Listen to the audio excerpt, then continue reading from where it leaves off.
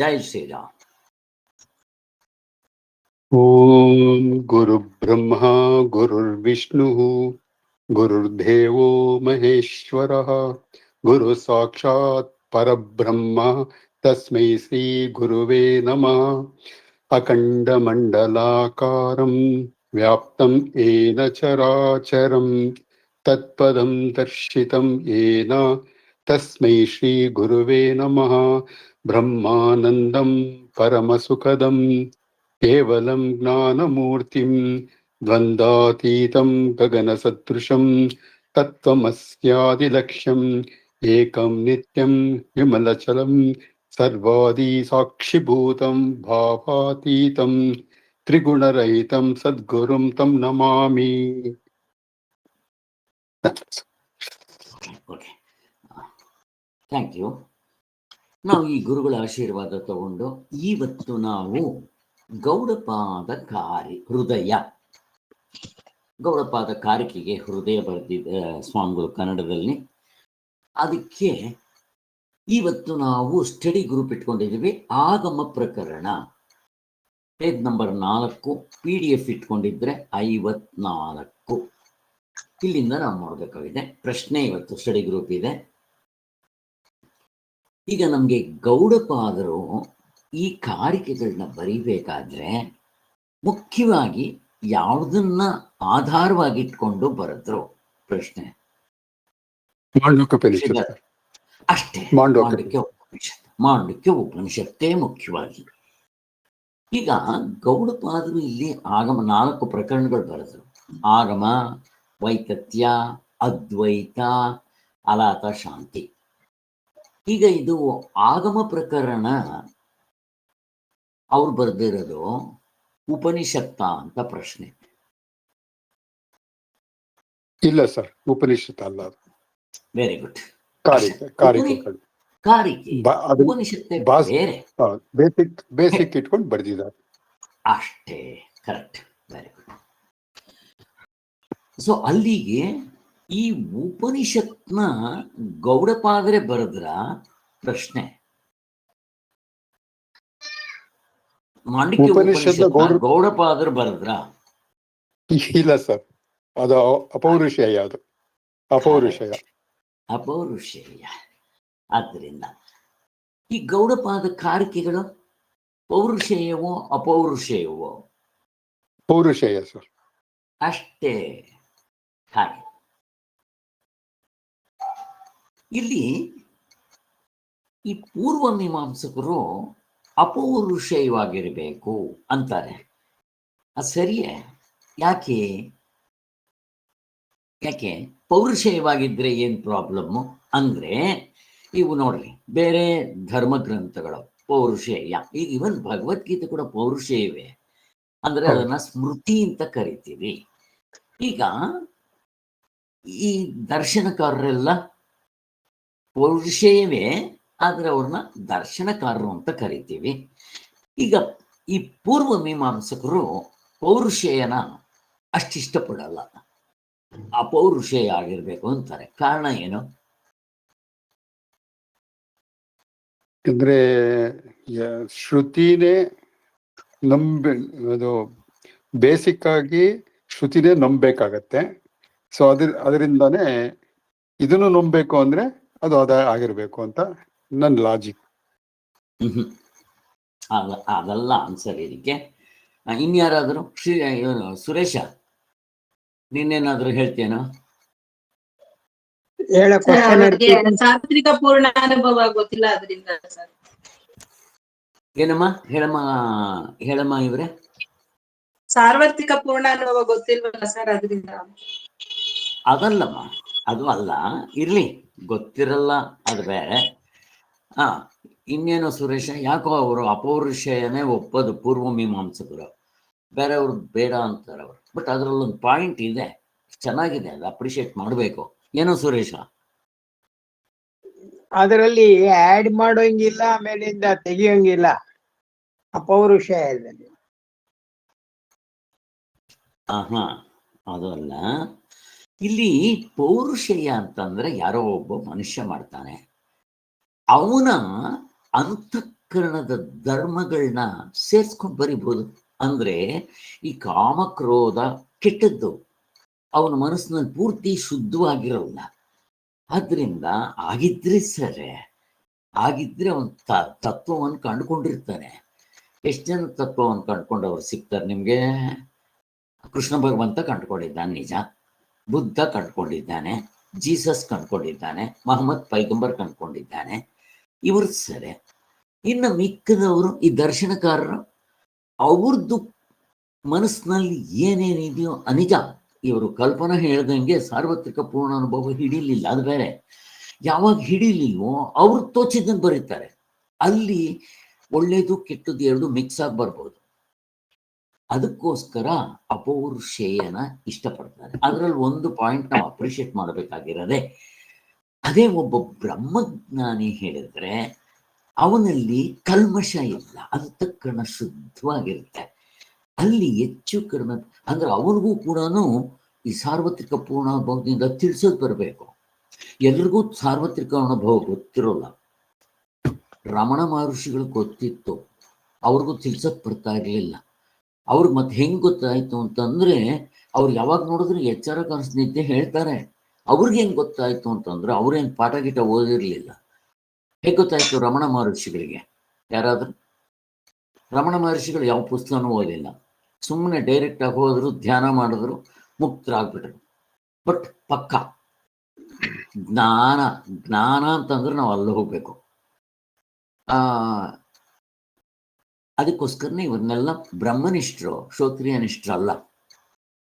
ಅವ್ರಿಗೆ ಗಣಪತಿ ಕಾವ್ಯಕಂಠ ಗಣಪತಿ ಶಾಸ್ತ್ರಿಗಳು ಅಂತ ಒಬ್ಬರು ಶಿಷ್ಯರಾದರು. ಇವರು ನೋಡ್ಬಿಟ್ಟು ಕೊನೆಗೆ ಅವ್ರಿಗೆ ಎಲ್ಲ ಗೊತ್ತಿತ್ತು. ಅವರು ಚತುರ್ವೇದಿ, ಜೊತೆಗೆ ಬೇಕಾದಷ್ಟು ಕಾಶಿಗೆಲ್ಲ ಹೋಗಿ ಎಲ್ಲರನ್ನು ಸೋರಿಸಿ ಸಂಸ್ಕೃತನ ಎಲ್ಲ ಗೊತ್ತಿತ್ತು. ಅವರು ಇವರು ಶಿಷ್ಯರಾದಾಗ ಅವ್ರೇನ್ ಮಾಡಿದ್ರು, ಓಹೋ ಅಲ್ಲಿ ಪುಸ್ತಕದಲ್ಲಿ ಏನು ಓದ್ತೀವೋ ಇವರಲ್ಲಿ ಅದೇ ನೋಡ್ತಾ ಇದ್ದೀನಿ ನಾನು ಅಂತ ಹೇಳಿ ಅವ್ರ ಹತ್ರ ಡಿಸ್ಕಸ್ ಮಾಡೋಕೆ ಶುರು ಮಾಡಿದ್ರು.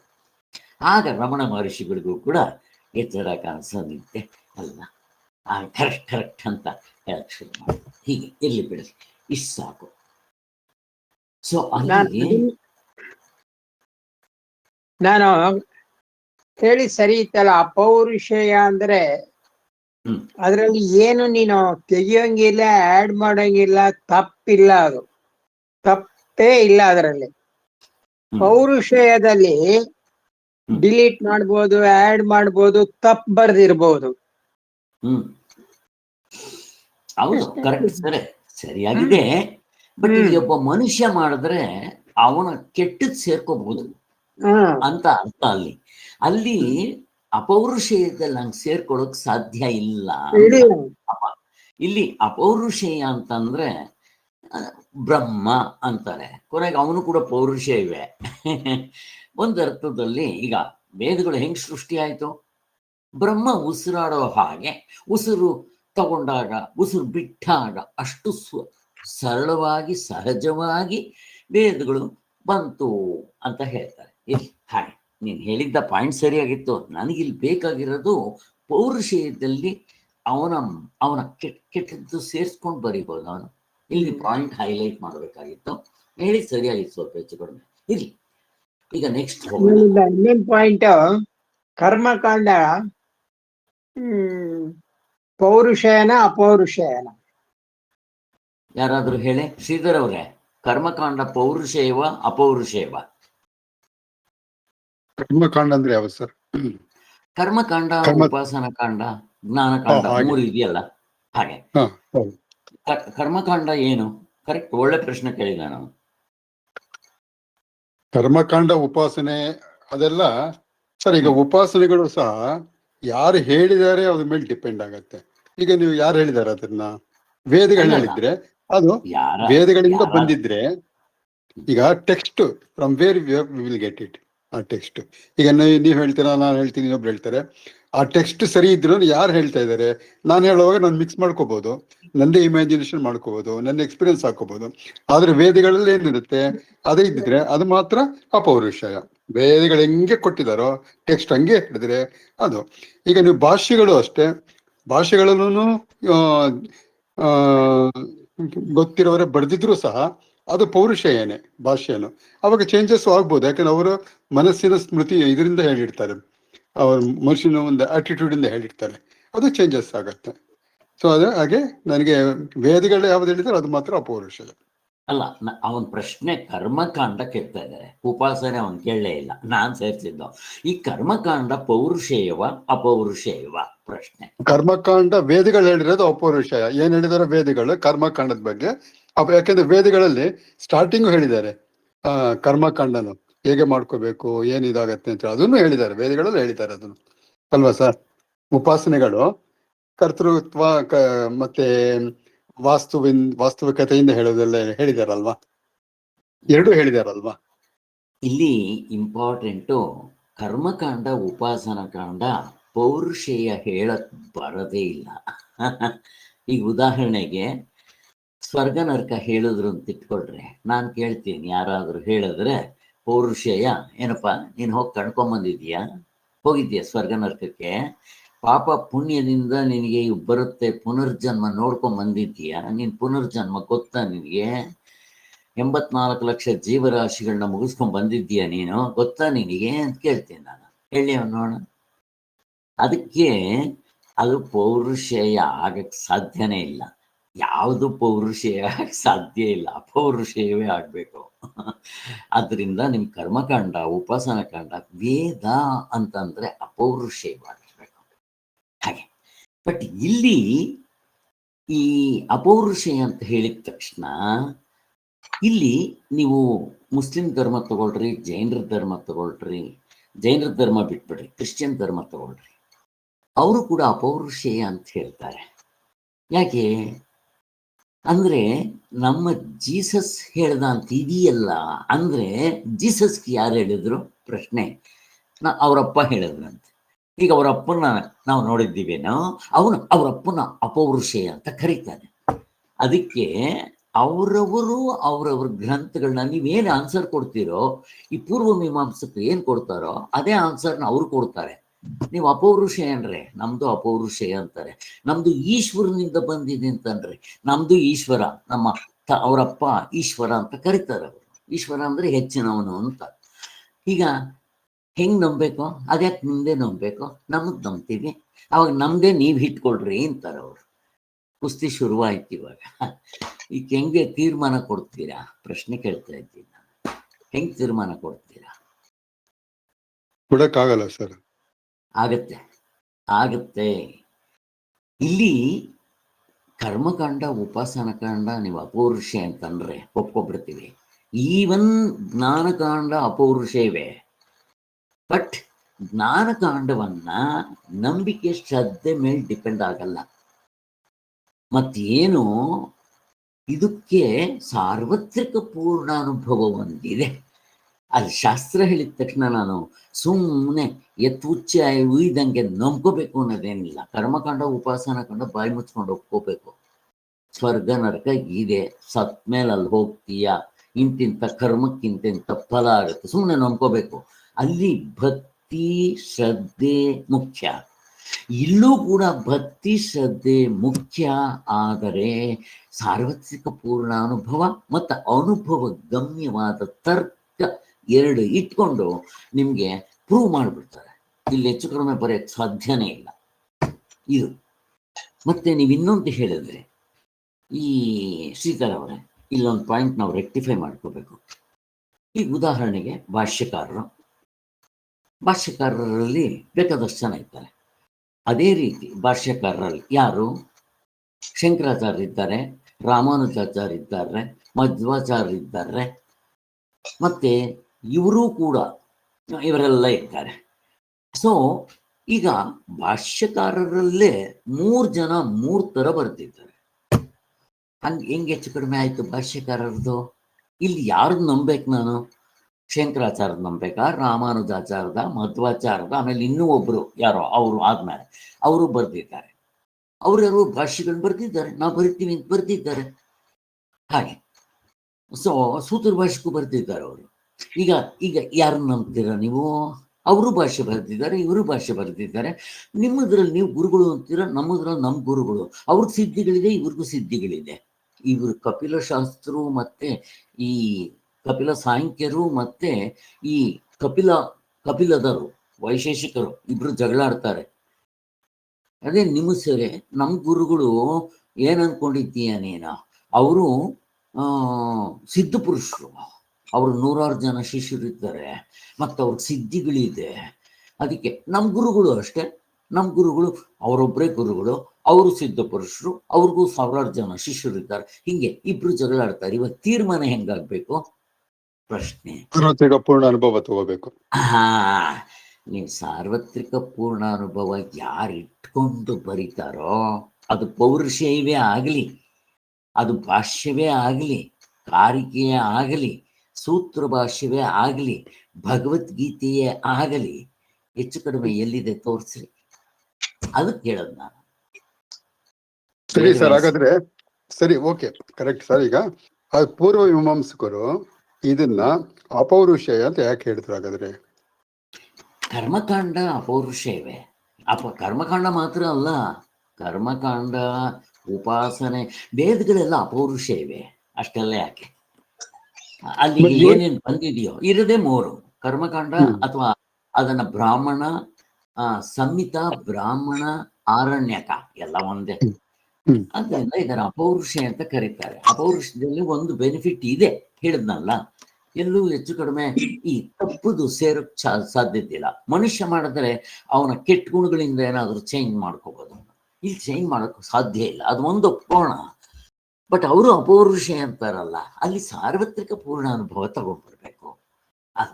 ನಿಮ್ಗೆ ಸಾರ್ವತ್ರಿಕ ಪೂರ್ಣ ಅನುಭವದಿಂದ ಕರ್ಮಕಾಂಡ, ಉಪಾಸನ ಕಾಂಡ ಮೆಜರ್ ಮಾಡಕ್ ಬರಲ್ಲ, ಅಲ್ಲಿ ಕೆಲಸ ಮಾಡೋಲ್ಲ. ಮಾಡ್ತೀರಾ? ಮಾಡಿಸಿ ನೋಡೋಣ, ಮಾಡ್ರಿ ನೋಡೋಣ. ಸಾರ್ವತ್ರಿಕ ಪೂರ್ಣ ಅನುಭವದಿಂದ ಸ್ವರ್ಗ ನರಕ ತೋರಿಸ್ಬಿಟ್ರಿ, ನಾನು ಅದು ತೋರಿಸ್ಬೋದು. ಹೇಗೆ? ಈಗ ಅವ್ರು ಹೇಳ್ತಾರೆ ಪುನರ್ಜನ್ಮ. ನೀವು ಸಾರ್ವತ್ರಿಕ ಪೂರ್ಣ ಅನುಭವದಿಂದ ಹೇಗೆ ತೋರಿಸ್ತೀರಾ? ನಾನು ತೋರಿಸ್ತೀನಿ, ಯಾರಾದ್ರೂ ಹೇಳ್ರಿ. ಅದೇ ನಮಗೆ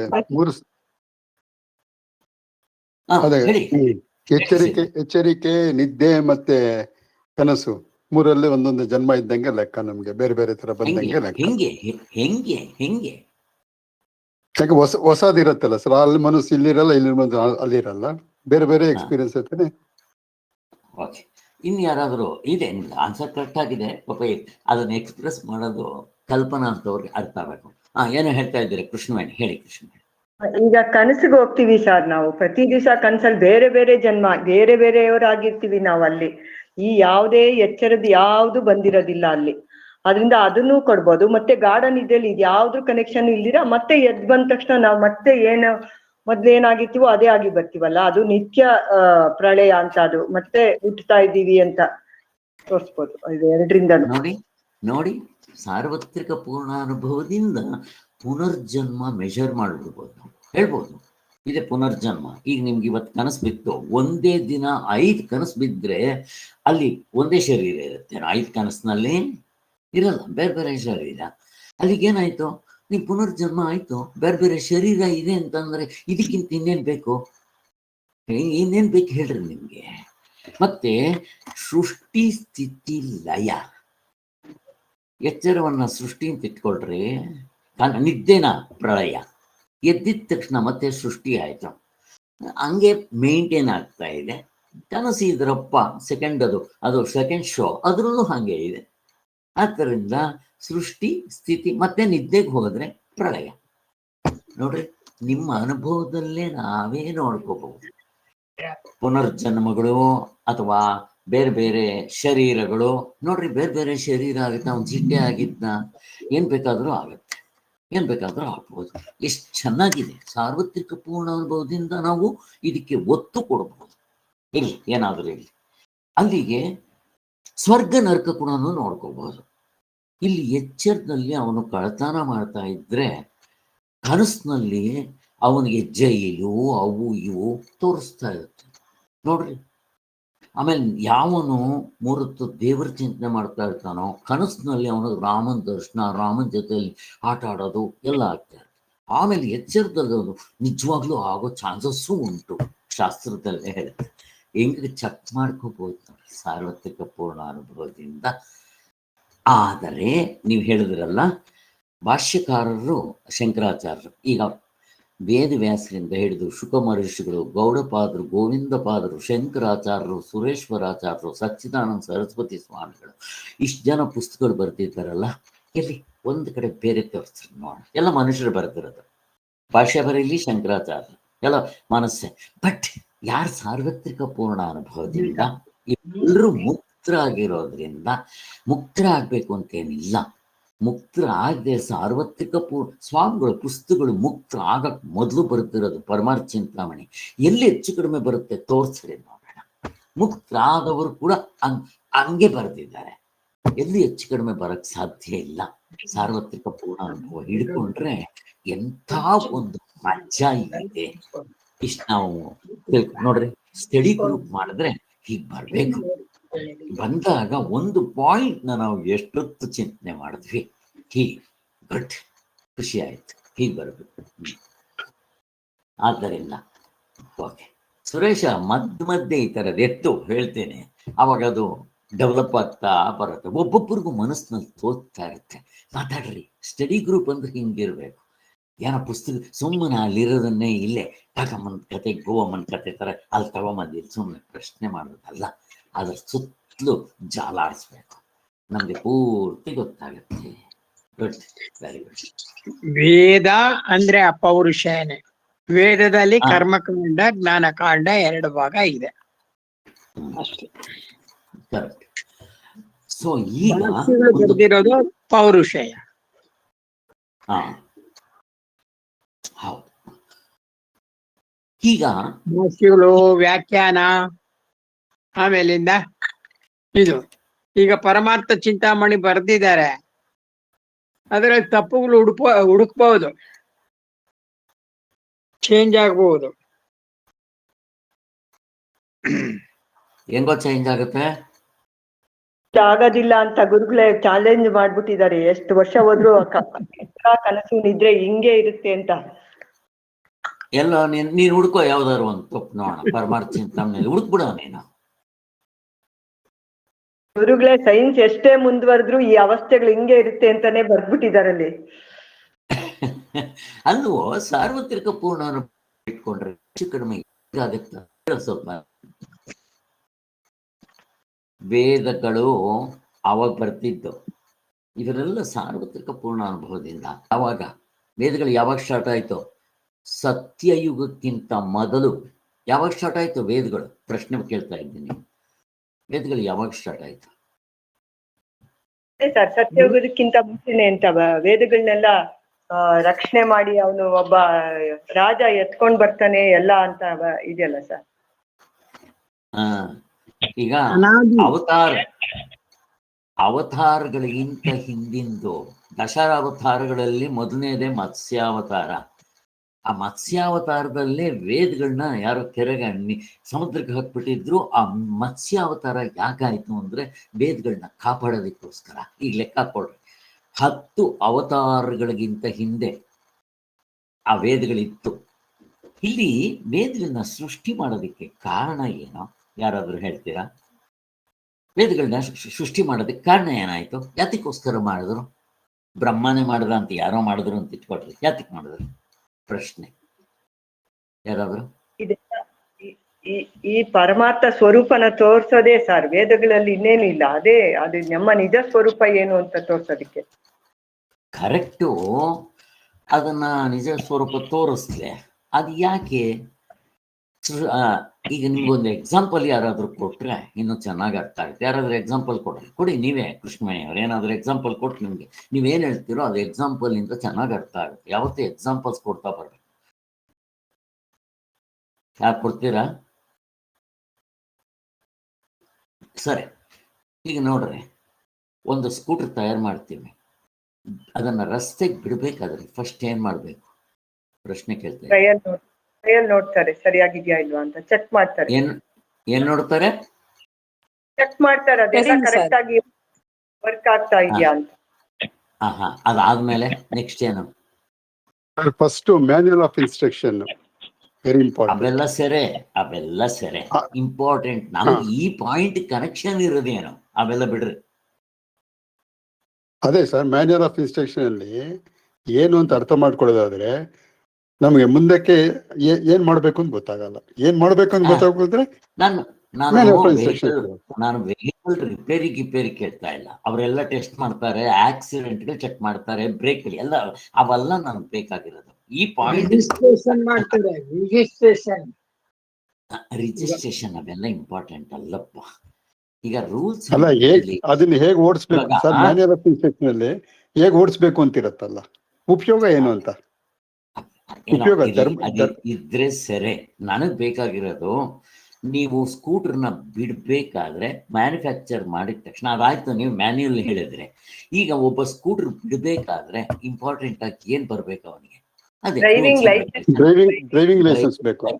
ಡ್ರೈವಿಂಗ್ ಲೈಸೆನ್ಸ್ ನೀವು ತಗೊಂಡಿದ ತಕ್ಷಣ ಅಲ್ಲಿ ಒಂದು ಚಾರ್ಟ್ ಕೊಡ್ತಾರೆ, 10 ರೂಪಾಯಿ ಚಾರ್ಟ್. ನಾನು RDO 9 ವರ್ಷ ಇದ್ದೆ.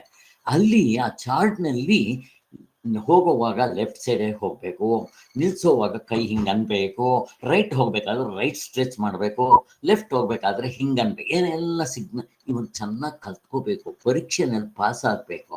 ಆಮೇಲೆ ಫೀಲ್ಡ್ನಲ್ಲಿ ನಾನು ಪ್ರಾಕ್ಟೀಸ್ ಮಾಡಬೇಕು, ಮಾಡಿ ಆಮೇಲೆ ರಸ್ತೆಗೆ ಬರಬೇಕು. ನೀವು ಅವೆನ್ಯೂ ರೋಡ್ನಲ್ಲಿ ಬಿಡ್ರಿ, ಹೈವೇನಲ್ಲಿ ಬಿಡ್ರಿ, ನೀವು ಸೇಫ್, ಅವರು ಸೇಫ್. ಹಾಗೆಯೇ ಮನುಷ್ಯ ಹುಟ್ಟಿದ ಮೇಲೆ ಅವನಿಗೆ ಫಸ್ಟ್ ಪರಮಾತ್ಮ ಸೃಷ್ಟಿ ಮಾಡೋಕ್ ಮೊದಲು ಅನ್ನವನ್ನು ಸೃಷ್ಟಿ ಮಾಡ್ದ. ಮನುಷ್ಯ ಇರೋದಕ್ಕೆ ಒಂದು ಜಾಗ ಬೇಕು, ಅಲ್ಲಿಗೆ ರೋಟಿ ಕಪಡ ಮಕ್ಕಾನ್ ಅದಾದ ಭೂಮಿ ಬೇಕು. ಭೂಮಿ ಆದ್ಮೇಲೆ ಅವನು ತಿನ್ನೋದಿಕ್ಕೆ ಅನ್ನ ಬೇಕು, ಅನ್ನವನ್ನು ಸೃಷ್ಟಿ ಮಾಡ್ದ. ಅದಕ್ಕೆ ಭೂಮಿ ಮೇಲೆ ನೀರಿದ್ರೆ ಅನ್ನ ಸೃಷ್ಟಿ ಆಗುತ್ತೆ. ಅದಾದ ಮೇಲೆ ಮತ್ತೆ ಅದು ಗಂಡ ಹೆಣ್ಣು ಇವೆಲ್ಲ ಬಿಡಿ, ಅವೆಲ್ಲ ಅಷ್ಟು ಡೀಟೇಲ್ ಹೋಗೋದು ಬೇಡ. ಅದಾದ ಮೇಲೆ ಅವನು ಹುಟ್ಟಿದ ಮೇಲೆ ಅವನಿಗೆ ಹೇಗೆ ನಡ್ಕೋಬೇಕು ಅನ್ನೋದಕ್ಕೆ ರೂಲ್ಸ್ ಅಂಡ್ ರೆಗ್ಯುಲೇಷನ್ಸ್ ಬೇಕು. ವೇದಗಳ ಸೃಷ್ಟಿ ಮಾಡ್ತಾರೆ ನೋಡ್ರಿ ಹೇಗಿದೆ. ಸೊ ನಾವು ಹೀಗೆ ಅರ್ಥ ಮಾಡ್ಕೋಣ. ಆಯ್ತು, ಈಗ ಮುಂದಕ್ಕೆ ಹೋಗೋಣ.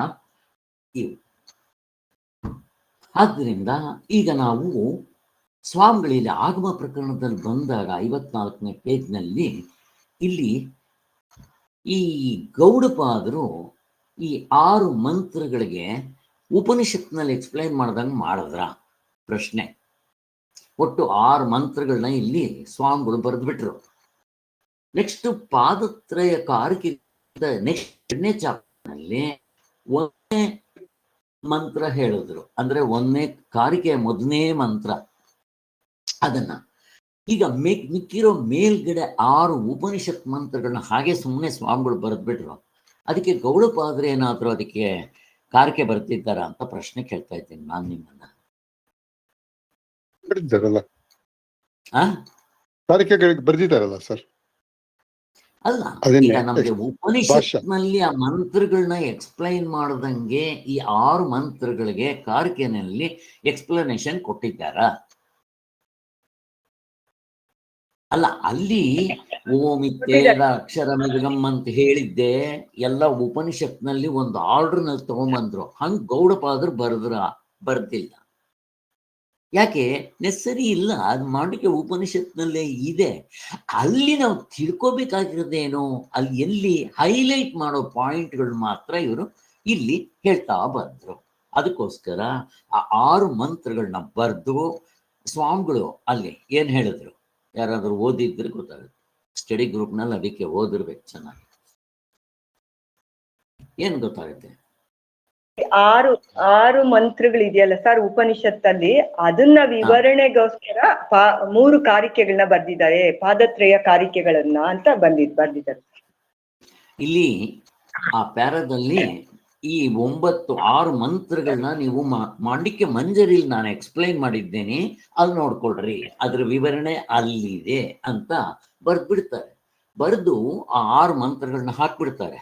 ಅದು ನಿಮ್ಗೆ ಅದ್ರ ಅದಕ್ಕೆ ನಾನು ಫಸ್ಟ್ ಎತ್ಕೊಂತಾನೆ ಮಾಂಡಿಕ್ಯ ಮಂಜರಿ ಅಥವಾ ಉಪನಿಷತ್ ಸಪ್ರೇಟ್ ಆಗಿ ಮಾಡಿ ಅದಾದ್ಮೇಲೆ ಈ ಕಾರಿಕೆ ಮಾಡಬೇಕು. ಇಲ್ಲಿ ಉಪನಿಷತ್ ಬೇರೆ, ಕಾರಿಕೆ ಬೇರೆ. ಆದ್ರೆ ಉಪನಿಷತ್ನಲ್ಲಿ ನಾವು ಅಲ್ಲಿ ಮಾಡ್ಕೋಬೇಕು. ಇಲ್ಲಿ ಗೌಡಪಾದರ ಅವನ್ನೆಲ್ಲ ಏನು ಹೇಳಕ್ ಬರಲ್ಲ, ಮಾಂಡಿಕ್ಯ ಉಪನಿಷತ್ನಲ್ಲೇ ಇದೆ. ಉಪನಿಷತ್ನಲ್ಲಿರೋದನ್ನ ನಾನೇನು ಮಾಡಲ್ಲ. ಬಟ್ ಅಲ್ಲಿ ಕೆಲವು ಪಾಯಿಂಟ್ಗಳು ನಾವು ಅರ್ಥ ಮಾಡ್ಕೋಬೇಕಾದ್ರೆ ಅದನ್ನ ಬಿಡಿ, ಅದರಲ್ಲಿ ಕೆಲವನ್ನ ಬೇರೆ ವಿಚಾರ ತಿಳಿಸ್ಬೇಕಾದ್ರೆ ತಾನೇ ಅವನು ಮಾಡಬೇಕು. ಅಲ್ಲಿಗೆ ಇಲ್ಲಿ ಸ್ಟಾರ್ಟ್ ಮಾಡ್ತಾರೆ. ಇಲ್ಲಿ ಮೊದಲನೇ ಕಾರಿಗೆ ಈಗ ಶುರುವಾಗತ್ತೆ. ಅದರಿಂದ ಅರ್ಥ ಆಯ್ತಲ್ಲ ನಿಮಗೆ? ಓಕೆ, ಇಲ್ಲಿ ಮೊದಲನೇ ಪಾದತ್ರಯಗಳು ನಾನು ಎರಡಕ್ಕೆ ಬಂದ್ಬಿಟ್ಟೆ ಇವಾಗ ಒಂದೇ ಸಲ. ಅಲ್ಲಿ ನಾನು ತಿರ್ಗಾ ಉಪನಿಷತ್ಗೆ ಹೋಗಲಿಲ್ಲ. ಈಗ ತಾನೇ ನಾವು ಮುಗಿಸಿದ್ದೀವಿ. ಆ 6 ಮಂತ್ರಗಳಲ್ಲಿ ಯಾರಾದರೂ ಬ್ರೀಫಾಗಿ ಹೇಳ್ತೀರಾ 6 ಮಂತ್ರಗಳಲ್ಲಿ ಏನೇನು ಹೇಳಿದ್ದಾರೆ ಅಂತ? ಸುಮ್ಮನೆ ಬ್ರೀಫಾಗಿ, ಅದೇ ನಾನು ಸಾರಾಂಶ ಏನು ಬೇಡ. ಮೊದಲನೇ ಮಂತ್ರದಲ್ಲಿ ಏನು ಹೇಳಿದ್ದಾರೆ, ಎರಡನೇ ಮಂತ್ರದಲ್ಲಿ ಏನು ಹೇಳಿದ್ದಾರೆ, 3, 4, 5, 6 ಯಾರಾದರೂ ಒಬ್ರು. ಅದೇ ಮೊದಲನೇ ಮಂತ್ರದಲ್ಲಿ ಓಂಕಾರ ತಗೊಂಡಿದ್ದಾರೆ. ಇವಾಗ ಇರೋದು, ಹಿಂದೆ ಆಗಿರೋದು, ಮುಂದೆ ನಡೆಯೋದು ಎಲ್ಲ ಓಂಕಾರನೇ ಅಂತ ಹೇಳಿದ್ದಾರೆ. ಮತ್ತೆ ಇದನ್ನು ಮೀರಿ ತ್ರಿಕಾಲಾತೀತವಾಗಿರೋದು ಅದನ್ನು ಪರಮಾತ್ಮ ಸ್ವರೂಪನೇ ಅಂತ ಹೇಳಿದ್ದಾರೆ. ಓಕೆ, ಎರಡನೇ ಮಂತ್ರದಲ್ಲಿ ಏನ್ ಹೇಳಿದ್ದಾರೆ? ಎಚ್ಚರದ ಸ್ಥಾನದಲ್ಲಿದ್ದಾನೆ, ಅವನು ಹೊರಗಡೆ ನೋಡ್ತಾ ಇದ್ದಾನೆ. ಅವನಿಗೆ ಸಪ್ತಾಂಗ ಏಕೋನವಿಂಶತಿ ಮುಖ ಇದೆ. ಎರಡನೇ ಮಂತ್ರದಲ್ಲಿ ಏನ್ ಹೇಳಿದ್ದಾರೆ? ನೀವು ಬೇಕಾದ್ರೆ ಅಲ್ಲಿ ಎರಡನೇ ಮಂತ್ರ ಇನ್ಯಾರಾದ್ರೂ ಹೇಳಿ. ಎರಡನೇ ಮಂತ್ರ ಸಾರಿ ಸರ್, ಎರಡನೇ ಮಂತ್ರದಲ್ಲಿ ಒಂದ್ ನಿಮಿಷ ಶ್ರೀಧರ್ ನೀವು ಹೇಳಿ, ನಿಮ್ಗೆ ಗೊತ್ತಿದ್ರೆ.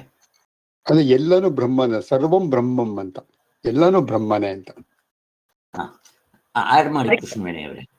4 ಪಾದಗಳು ಅಂತ ಎರಡನೇ ಮಂತ್ರದಲ್ಲಿ ಹೇಳಿದ್ದಾರೆ. 4 ಪಾದಗಳ ಏನಮ್ಮ? ಇನ್ನೊಂದ್ಸರಿ 4 ಪಾತ್ ಅಂತ ಬಂದಿದೆಯಲ್ಲ ಸರ್? ಹೌದು. ಎರಡನೇ ಮಂತ್ರದಲ್ಲಿ ಮೊದಲನೇ ಮಂತ್ರದಲ್ಲಿ ಏನ್ ಹೇಳಿದ್ದಾರೋ ಎರಡನೇ ಮಂತ್ರದಲ್ಲಿ ಹೇಳಿ, ನೀವು ಹೇಳಿ. ಅದನ್ನೇ ಬ್ರಹ್ಮ ಅಂದಿದ್ದಾರೆ. ಅಲ್ಲಿ ಓಂಕಾರ ಅಂದಿರೋದನ್ನ ಇಲ್ಲಿ ಬ್ರಹ್ಮ ಅಂದಿದ್ದಾರೆ. ಹೌದು. ಎರಡನೇ ಮಂತ್ರದಲ್ಲಿ, ಮೊದಲನೇ ಮಂತ್ರದಲ್ಲಿ ಏನ್ ಹೇಳಿದ್ರು? ಹಿಂದಾಗಿರೋದು, ಈಗಿರೋದು, ಮುಂದೆ ಆಗೋದು ಕೂಡ ಓಂಕಾರನ ಬದಲು ಇವಾಗ ಬ್ರಹ್ಮ ಅಂತ ತಗೋಬೇಕು. ಆಮೇಲೆ ಅದು ಗಾರ್ಡನ್ ಇದ್ರೆಲ್ಲ ಅಡಗಿರುತ್ತಲ್ಲ, ಅದನ್ನು ಓಂಕಾರ ಅಂತ ಅಲ್ಲಿ ಹೇಳಿದ್ರು. ಅದು ಕೂಡ ಯಾಕೆಂತಂದ್ರೆ ಇಲ್ಲಿ ದೃಶ್ಯ ಪ್ರಪಂಚದಲ್ಲಿ ಹಿಂದಾಗಿರೋದು, ಈಗಿರೋದು, ಮುಂದೆ ಇರೋದು. ಗಾರ್ಡನ್ ಇದ್ರೆ ಇಲ್ಲಿ ಇವೆಲ್ಲ ಅದರಲ್ಲಿ ಒಂದಾಗ್ಬಿಟ್ಟಿರುತ್ತೆ. ಅಂದ್ರೆ ಅಲ್ಲವೇನು ಇರಲ್ಲ. ಕಾಲಾತೀತ, ದೇಶಾತೀತ, ಕಾರ್ಯಕಾರಣಭಾವತೀತ, ವ್ಯವಹಾರ ಅತೀತವಾಗಿರುತ್ತೆ. ಅದು ಓಂಕಾರವೇ ಅಂತ ಹೇಳಿದ್ರು. ಎರಡನೇ ಮಂತ್ರದ ಬ್ರಹ್ಮ ಅಂತ ಕರೆದ್ರು. ನಮ್ಗೇನು ಅರ್ಥ ಆಗಲ್ಲ. ಏನ್ ಮೊದಲು ಮೀಸೆ ತಿರುಗಿಸ್ಬಿಟ್ಟು ನಾನೆಲ್ಲ ಹೇಳ್ಬಿಡ್ತೀನಿ ನಿಮ್ಗೆ ನಿಮ್ಮ ನಿಜವಾದ ಆತ್ಮನ್ ತೋರಿಸ್ತೇನೆ ಅಂತ ಹೇಳಿ ಓಂಕಾರ ಅಂತ ಅಂದ್ಬಿಟ್ಟು ಎರಡನೇ ಮಂತ್ರದಲ್ಲಿ ಬ್ರಹ್ಮ ಅಂತ ಅಂದ್ರೆ ಒಂದ್ ಹೆಸರು ಬಿಟ್ಟು ಇನ್ನೊಂದು ಹೆಸರು ಹೇಳಿಲ್ಲ. ನನ್ಗೇನ್ ಅರ್ಥ ಆಯ್ತು ಅಂತಂದಾಗ ಕೊನೆಯಲ್ಲಿ 4 ಪಾದಗಳನ್ನ ವಿವೇಕದಿಂದ ವಿಚಾರ ಮಾಡ್ರಿ. ಆವಾಗ ವಿಚಾರ ಮಾಡಿದ್ರೆ ನಮ್ಗೆ ನಮ್ಮ ಸ್ವರೂಪ ಗೊತ್ತಾಗುತ್ತೆ ಅಂತ. ಮಿಕ್ಕಿರೋ ಮಂತ್ರಗಳಲ್ಲಿ ಎಲ್ಲ ಮಾಡಿದ್ದಾರೆ. 3ನೇ ಮಂತ್ರದಲ್ಲಿ ಏನ್ ಮಾಡಿದ್ದಾರೆ? ಶಾರ್ಟ್ ಆಗ್ಬೇಕಷ್ಟೇ. 3ನೇ ಮಂತ್ರದಲ್ಲಿ ಏನ್ ಮಾಡಿದ್ದಾರೆ ಇಲ್ಲಿ ನೋಡ್ಕೊಳ್ಳೋದಿಲ್ಲ ಪುಸ್ತಕ.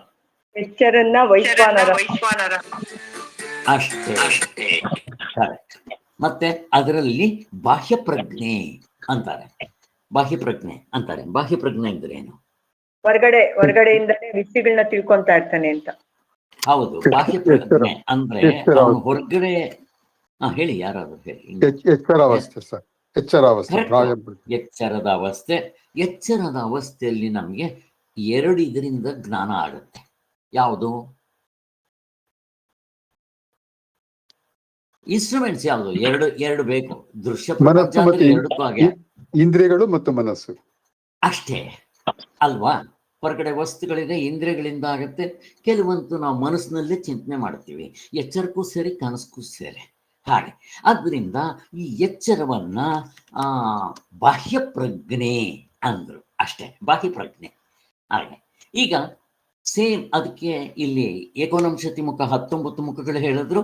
ಇದು ನೀನಲ್ಲಪ್ಪ ಅಂತ ಹೇಳಿ ಇದಕ್ಕಿಂತ ದೊಡ್ಡದನ್ನ ಒಂದು ತೋರಿಸಿದ್ರು. ಅದನ್ನ ಸಪ್ತಾಂಗ ಅಂತ ಕರೆದ್ರು, ವೈಶ್ವಾನರ ಅಂತ ಕರೆದ್ರು. ಉಪನಿಷತ್ನಲ್ಲಿ ವೈಶ್ವಾನರ. ಆಯ್ತಾ? ಈಗ ಕಾರಿಕೆಯಲ್ಲ ಅದಕ್ಕೆ ಏನಂತ ಕರೆದ್ರು ಅವರು? ಗೌಡಪಾದರು ವಿಶ್ವ ಅಂತ ಕರೆದ್ರು. 2 ಹೆಸರು ಬೇರೆ, ಬಟ್ 2 ಒಂದೇ ಅರ್ಥ ಬರುತ್ತೆ. ನಾವು ಅದನ್ನ ಮುಂದಕ್ಕೆ ನೋಡೋಣ. ಇಲ್ಲಿ ಆಗೋಯ್ತು. ಕನಸನ್ನ 3ನೇ ಮಂತ್ರದಲ್ಲಿ ಕನಸನ್ನು 4ನೇ ಮಂತ್ರದಲ್ಲಿ ಕನಸನ್ನು ಎಕ್ಸ್ಪ್ಲೈನ್ ಮಾಡಿದ್ರು. ಕನಸು ಎಕ್ಸ್ಪ್ಲೈನ್ ಮಾಡಿದಾಗ ಏನಂತ ಹೇಳಿದ್ರು? 3 ಪಾಯಿಂಟ್ ಹೇಳ್ಬೇಕು. 3 4 ಇವಾಗ ಏನು ಎಚ್ಚರಿಕೆ ಹೇಳಿದ್ನೋ ಹಾಗೆ ಅಲ್ಲೂ ಹೇಳ್ಬೇಕು. ಹೇಳ್ರಿ. ಯಾರಾದ್ರೂ ಹೇಳಿ.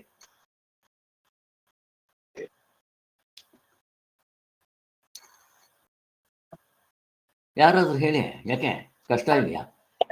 ಕನಸು ಒಳಗಡೆನೆ ಇದೆ ಅಂತ, ಇದು ಅಂತಃಪ್ರಜ್ಞಾ ಅಂತ ಇವನ್ನ, ಅದು ಬಹಿಷ್ಪ್ರಜ್ಞಾ ಅಂದ್ರೆ ಇವ್ನು ಅಂತಃಪ್ರಜ್ಞಾ. ಇವನಿಗೆ ಸಪ್ತಾಂಗ ಏಕೋನವಂಶತಿ ಮುಖ, ಇನ್ನ ತೈಜಸ ಅಂತದ್ದು.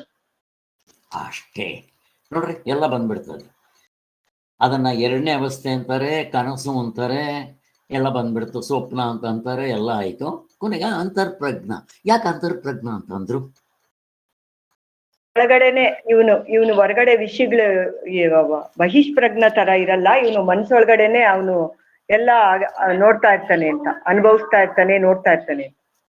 ಹಾಗೆ ಅಲ್ಲಿ ಇದಿರಲ್ಲ, ಆದಿ ದೈವಿಕ ಇರಲ್ಲ, ಆದಿ ಭೌತಿಕ ಇರಲ್ಲ, ಆಧ್ಯಾತ್ಮಿಕವಾಗಿ ಅವನ ಕರ್ಮೇಂದ್ರಿಯಗಳು ಜ್ಞಾನೇಂದ್ರಿಯಗಳು ಇರೋಲ್ಲ. ಅಲ್ಲಿ ಹೇಗಿದೆ, ವಸ್ತುಗಳೇ ಇಲ್ಲ, ಪಂಚ ವಸ್ತುಗಳು ಯಾವುದು ಐದೇ, ಶಬ್ದ ಸ್ಪರ್ಶ ರೂಪ ರಸ ಗಂಧ ಅಲ್ಲಿಲ್ಲ, ಕನಸಿನಲ್ಲಿಲ್ಲ. ಅಂದ್ರೆ ಆದಿ ದೈವಿಕ ಇಲ್ಲ, ಆದಿ ಭೌತಿಕ. ಅಲ್ಲಿ ವ್ಯವಹಾರದ ದೃಷ್ಟಿಯಿಂದ ಹೇಳಿದ್ರು, ಹೆಂಡತಿ ಮಕ್ಕಳಿಲ್ಲ, ಬರೀ ಅಲ್ಲಿ ಸೂಕ್ಷ್ಮ ಶರೀರ ಇರೋದು. ಅಂದ್ರೆ ಬರೀ ಮನಸ್ಸೇ ಎಲ್ಲವನ್ನು ಕಲ್ಪನೆ ಮಾಡ್ಕೊಳ್ಳುತ್ತೆ. ಈಗ ಇದಕ್ಕೆ ಸಂಸ್ಕಾರದಿಂದ ಅಂತ ಸುಮ್ಮನೆ ಅಲ್ಲೊಂದು ಕೊಕ್ಕಿ ಸೇರಿಸ್ತಾರೆ. ಸುಮ್ಮನೆ ನಮ್ಗೆ ಅರ್ಥ ಆಗೋದಕ್ಕೆ ವ್ಯವಹಾರದ ದೃಷ್ಟಿ ಅಂತ ಹೇಳಿದಾಗ ಅಷ್ಟೇ. ಇದನ್ನ ಅಂತರ್ಪ್ರಜ್ಞಾ ಅಂತ ಕರೀತಾರೆ. ಯಾಕೆ ಅಂತರ್ಪ್ರಜ್ಞಾ ಅಂದ್ರೆ ಇದ್ರ ತರ ವಸ್ತುಗಳು ಏನು ಇಲ್ಲ. ಇವನು ಜಾನ್ಸನ್ ಒಳಗಡೆ ಅವನು ಲೆಕ್ಕ ಹಾಕ್ಬಿಟ್ಟು ಹೇಳ್ತಾನಲ್ಲ, ಹಂಗೆ ಮುಗಿದೋಯ್ತು. ಅದಕ್ಕೆ ಸೇಮ್ ಏಕೋನವಂಶದ ಮುಖ, ಸಪ್ತಾಂಗ ಎಲ್ಲ ಹೇಳಿದ್ರು. ಇನ್ನ ಗಾಢನಿದ್ರೆ ಅನುಭವ ಹೇಳುವಾಗ ಅವನಿಗೆ ಏನ್ ಹೇಳಿದ್ರು, ಎತ್ತರ ಸೊತ್ತು ಅಂತ ಅಂದ್ಬಿಟ್ಟು 2 ಮಂತ್ರಗಳನ್ನ ಹೇಳ್ತಾರೆ ಗಾಢನಿದ್ರೆ ವಿಚಾರ ಹೇಳುವಾಗ. ನೋಡ್ರಿ, ಮೊದಲನೇ ಮಂತ್ರದಲ್ಲಿ 2 ಲೈನ್ಗಳಿಂದ ಬರೀತಿದ್ದಾರೆ, ಪ್ರತಿಯೊಂದಕ್ಕೂ ಒಂದೇ ಲೈನೇ. ಈ ಗಾಢನಿದ್ರೆ ಎಕ್ಸ್ಪ್ಲೈನ್ ಮಾಡುವಾಗ 2 ಲೈನ್ನಲ್ಲಿ ಎಕ್ಸ್ಪ್ಲೈನ್ ಮಾಡಿದ್ರು. ಯಾಕೆ 2 ಲೈನ್ ತಗೋಬೇಕಾಯ್ತು ಪ್ರಶ್ನೆ ಕೇಳ್ತಾ ಇದ್ದೆ. ಮೊದಲನೇ ಲೈನಲ್ಲಿ ಏನು ಹೇಳಿದ್ರು, 2ನೇ ಲೈನಲ್ಲಿ ಏನು ಹೇಳಿದ್ರು, ನಂಗೆ ಸಾರಾಂಶ ಅಷ್ಟೇ, ಡೀಟೇಲ್ ಹೋಗೋದು ಬೇಡ. ಈಗ ಕನಸಿನಲ್ಲಿ ಇದ್ದಂಗೆ ಏನು ಅನುಭವಿಸೋದು ಇಲ್ಲ, ಎಚ್ಚರದಲ್ಲಿ ಇದ್ದಂಗೆ ವಿಷಯಗಳು ಇಲ್ಲ, ಅದ್ ಬೇಕು ಇದ್ ಬೇಕು ಅನ್ನೋದು ಇಲ್ಲ. ಸ್ವಪ್ನದಲ್ಲಿ ಇದ್ದಂಗೆ ಕನಸಲ್ಲಿ ಹೆಂಗೆ ತೋರುತ್ತೋ ಕನಸಲ್ಲೂ ಹಂಗೆ ತೋರುತ್ತೆ, ಅದೂ ಇಲ್ಲ. ಒಂದೇ ಆಗಿರ್ತಾನೆ, ಪ್ರಜ್ಞಾನ ಘನ ಆಗಿರ್ತಾನೆ, ಗಟ್ಟಿ ಆಗಿರ್ತಾನೆ. ಇಲ್ಲಿ ಕಾಮ ಇಲ್ಲ, ಏನು ಇಲ್ಲ. ಅದಲ್ಲಮ್ಮ, ಇಲ್ಲಿ ನೋಡ್ರಿ, ನಾನು ಓದ್ತೀನಿ, 5ನೇ ಮಂತ್ರ ಓದ್ತೀನಿ ನೋಡ್ರಿ. ನಿದ್ದೆದು ಯತ್ರ ಸುಪ್ತೋ ನ ಕಂಚನ ಕಾಮಂ ಕಾಮಯತೆ ನ ಕಂಚನ ಸ್ವಪ್ನಂ ಪಶ್ಯತಿ ತತ್ ಸುಷುಪ್ತಂ. ಅಮ್ಮ ಸಾರಿ ಅಮ್ಮ, ನೀವು ಹೇಳಿ, ಅದೇನ್ ಹೇಳ್ತಾ ಇದ್ರಿ? ಅದೇ ಸರ್ ನಾನು ಹೇಳಿದ್ದು, ಇಲ್ಲಿ ಎಚ್ಚರದಲ್ಲಿ ಇದ್ದಂಗೆ ಕಾಮ ಇಲ್ಲ, ಬೇಕು ಅನ್ನೋದಿಲ್ಲ. ಮತ್ತೆ ಕನಸಲ್ಲಿ ಇದ್ದಂಗೆ, ಕನಸಲ್ಲೂ ಇದೇ ತರ ಇರುತ್ತಲ್ವ ಸರ್, ಎಚ್ಚರದಲ್ಲಿ ಇದ್ದಂಗೆ. ಆದ್ರೆ ನಾವು ಒಳಗಡೆನೆ ಅನುಭವಿಸ್ತಾ ಇರ್ತೀವಿ, ಅಲ್ಲೂ ಬೇಕು ಬೇಡ ಎಲ್ಲ ಇರುತ್ತಲ್ಲ ಸರ್. ಆಮೇಲೆ ಪ್ರಜ್ಞಾನ ಘನ ಆಗಿರ್ತಾನೆ, ಅಲ್ಲಿ ಗಟ್ಟಿ ಆಗಿರ್ತಾನೆ. ಅಲ್ಲಿ ಇದು ಎಚ್ಚರನೂ ಇಲ್ಲ, ಕನಸು ಇಲ್ಲ, ಒಂದೇ ಆಗೋಗಿರ್ತಾನೆ, ಆನಂದವಾಗಿರ್ತಾನೆ. ಅವನ್ನ ಪ್ರಾಜ್ಞಾ ಅಂತ ಅಂದಿದ್ದೆ. ಓಕೆ, ಕರೆಕ್ಟ್ ಆಗಿದೆ. ಇಲ್ಲಿ 5ನೇ ಮಂತ್ರದಲ್ಲಿ ನಿದ್ದೆ ಅಂದ್ರೆ ಏನು ಡಿಫೈನ್ ಮಾಡ್ತಾ ಇದ್ದಾರೆ. ಫಸ್ಟ್ ಎತ್ಕೊಂತಾನೆ, ಸಿಂಪಲ್ ಆಗಿ ಹೇಳ್ಬೇಕು ಅಂದ್ರೆ ಎಚ್ಚರ ಅಲ್ಲ, ಕನಸಲ್ಲ, ಅದನ್ನ ನಿದ್ದೆ ಅಂತ ಕರೀತಾ ಇದ್ದಾರೆ. ಇಷ್ಟೇನಪ್ಪ, ಅಷ್ಟೇ. ಅದಕ್ಕೋಸ್ಕರ ಅದನ್ನು ಕರೆಯುವಾಗ ಎಚ್ಚರದಲ್ಲಿ ಕಾಮನೆಗಳಿರುತ್ತೆ, ಕನಸಿನಲ್ಲಿ ಇರುತ್ತೆ ಕಾಮನೆಗಳು, ಇಲ್ಲ ಅಂತಲ್ಲ. ಆ ಎಚ್ಚರವನ್ನ ಕಾಮನೆಗಳು ಅಂತ ಅಲ್ಲಿ ಹೇಳ್ತಾರೆ.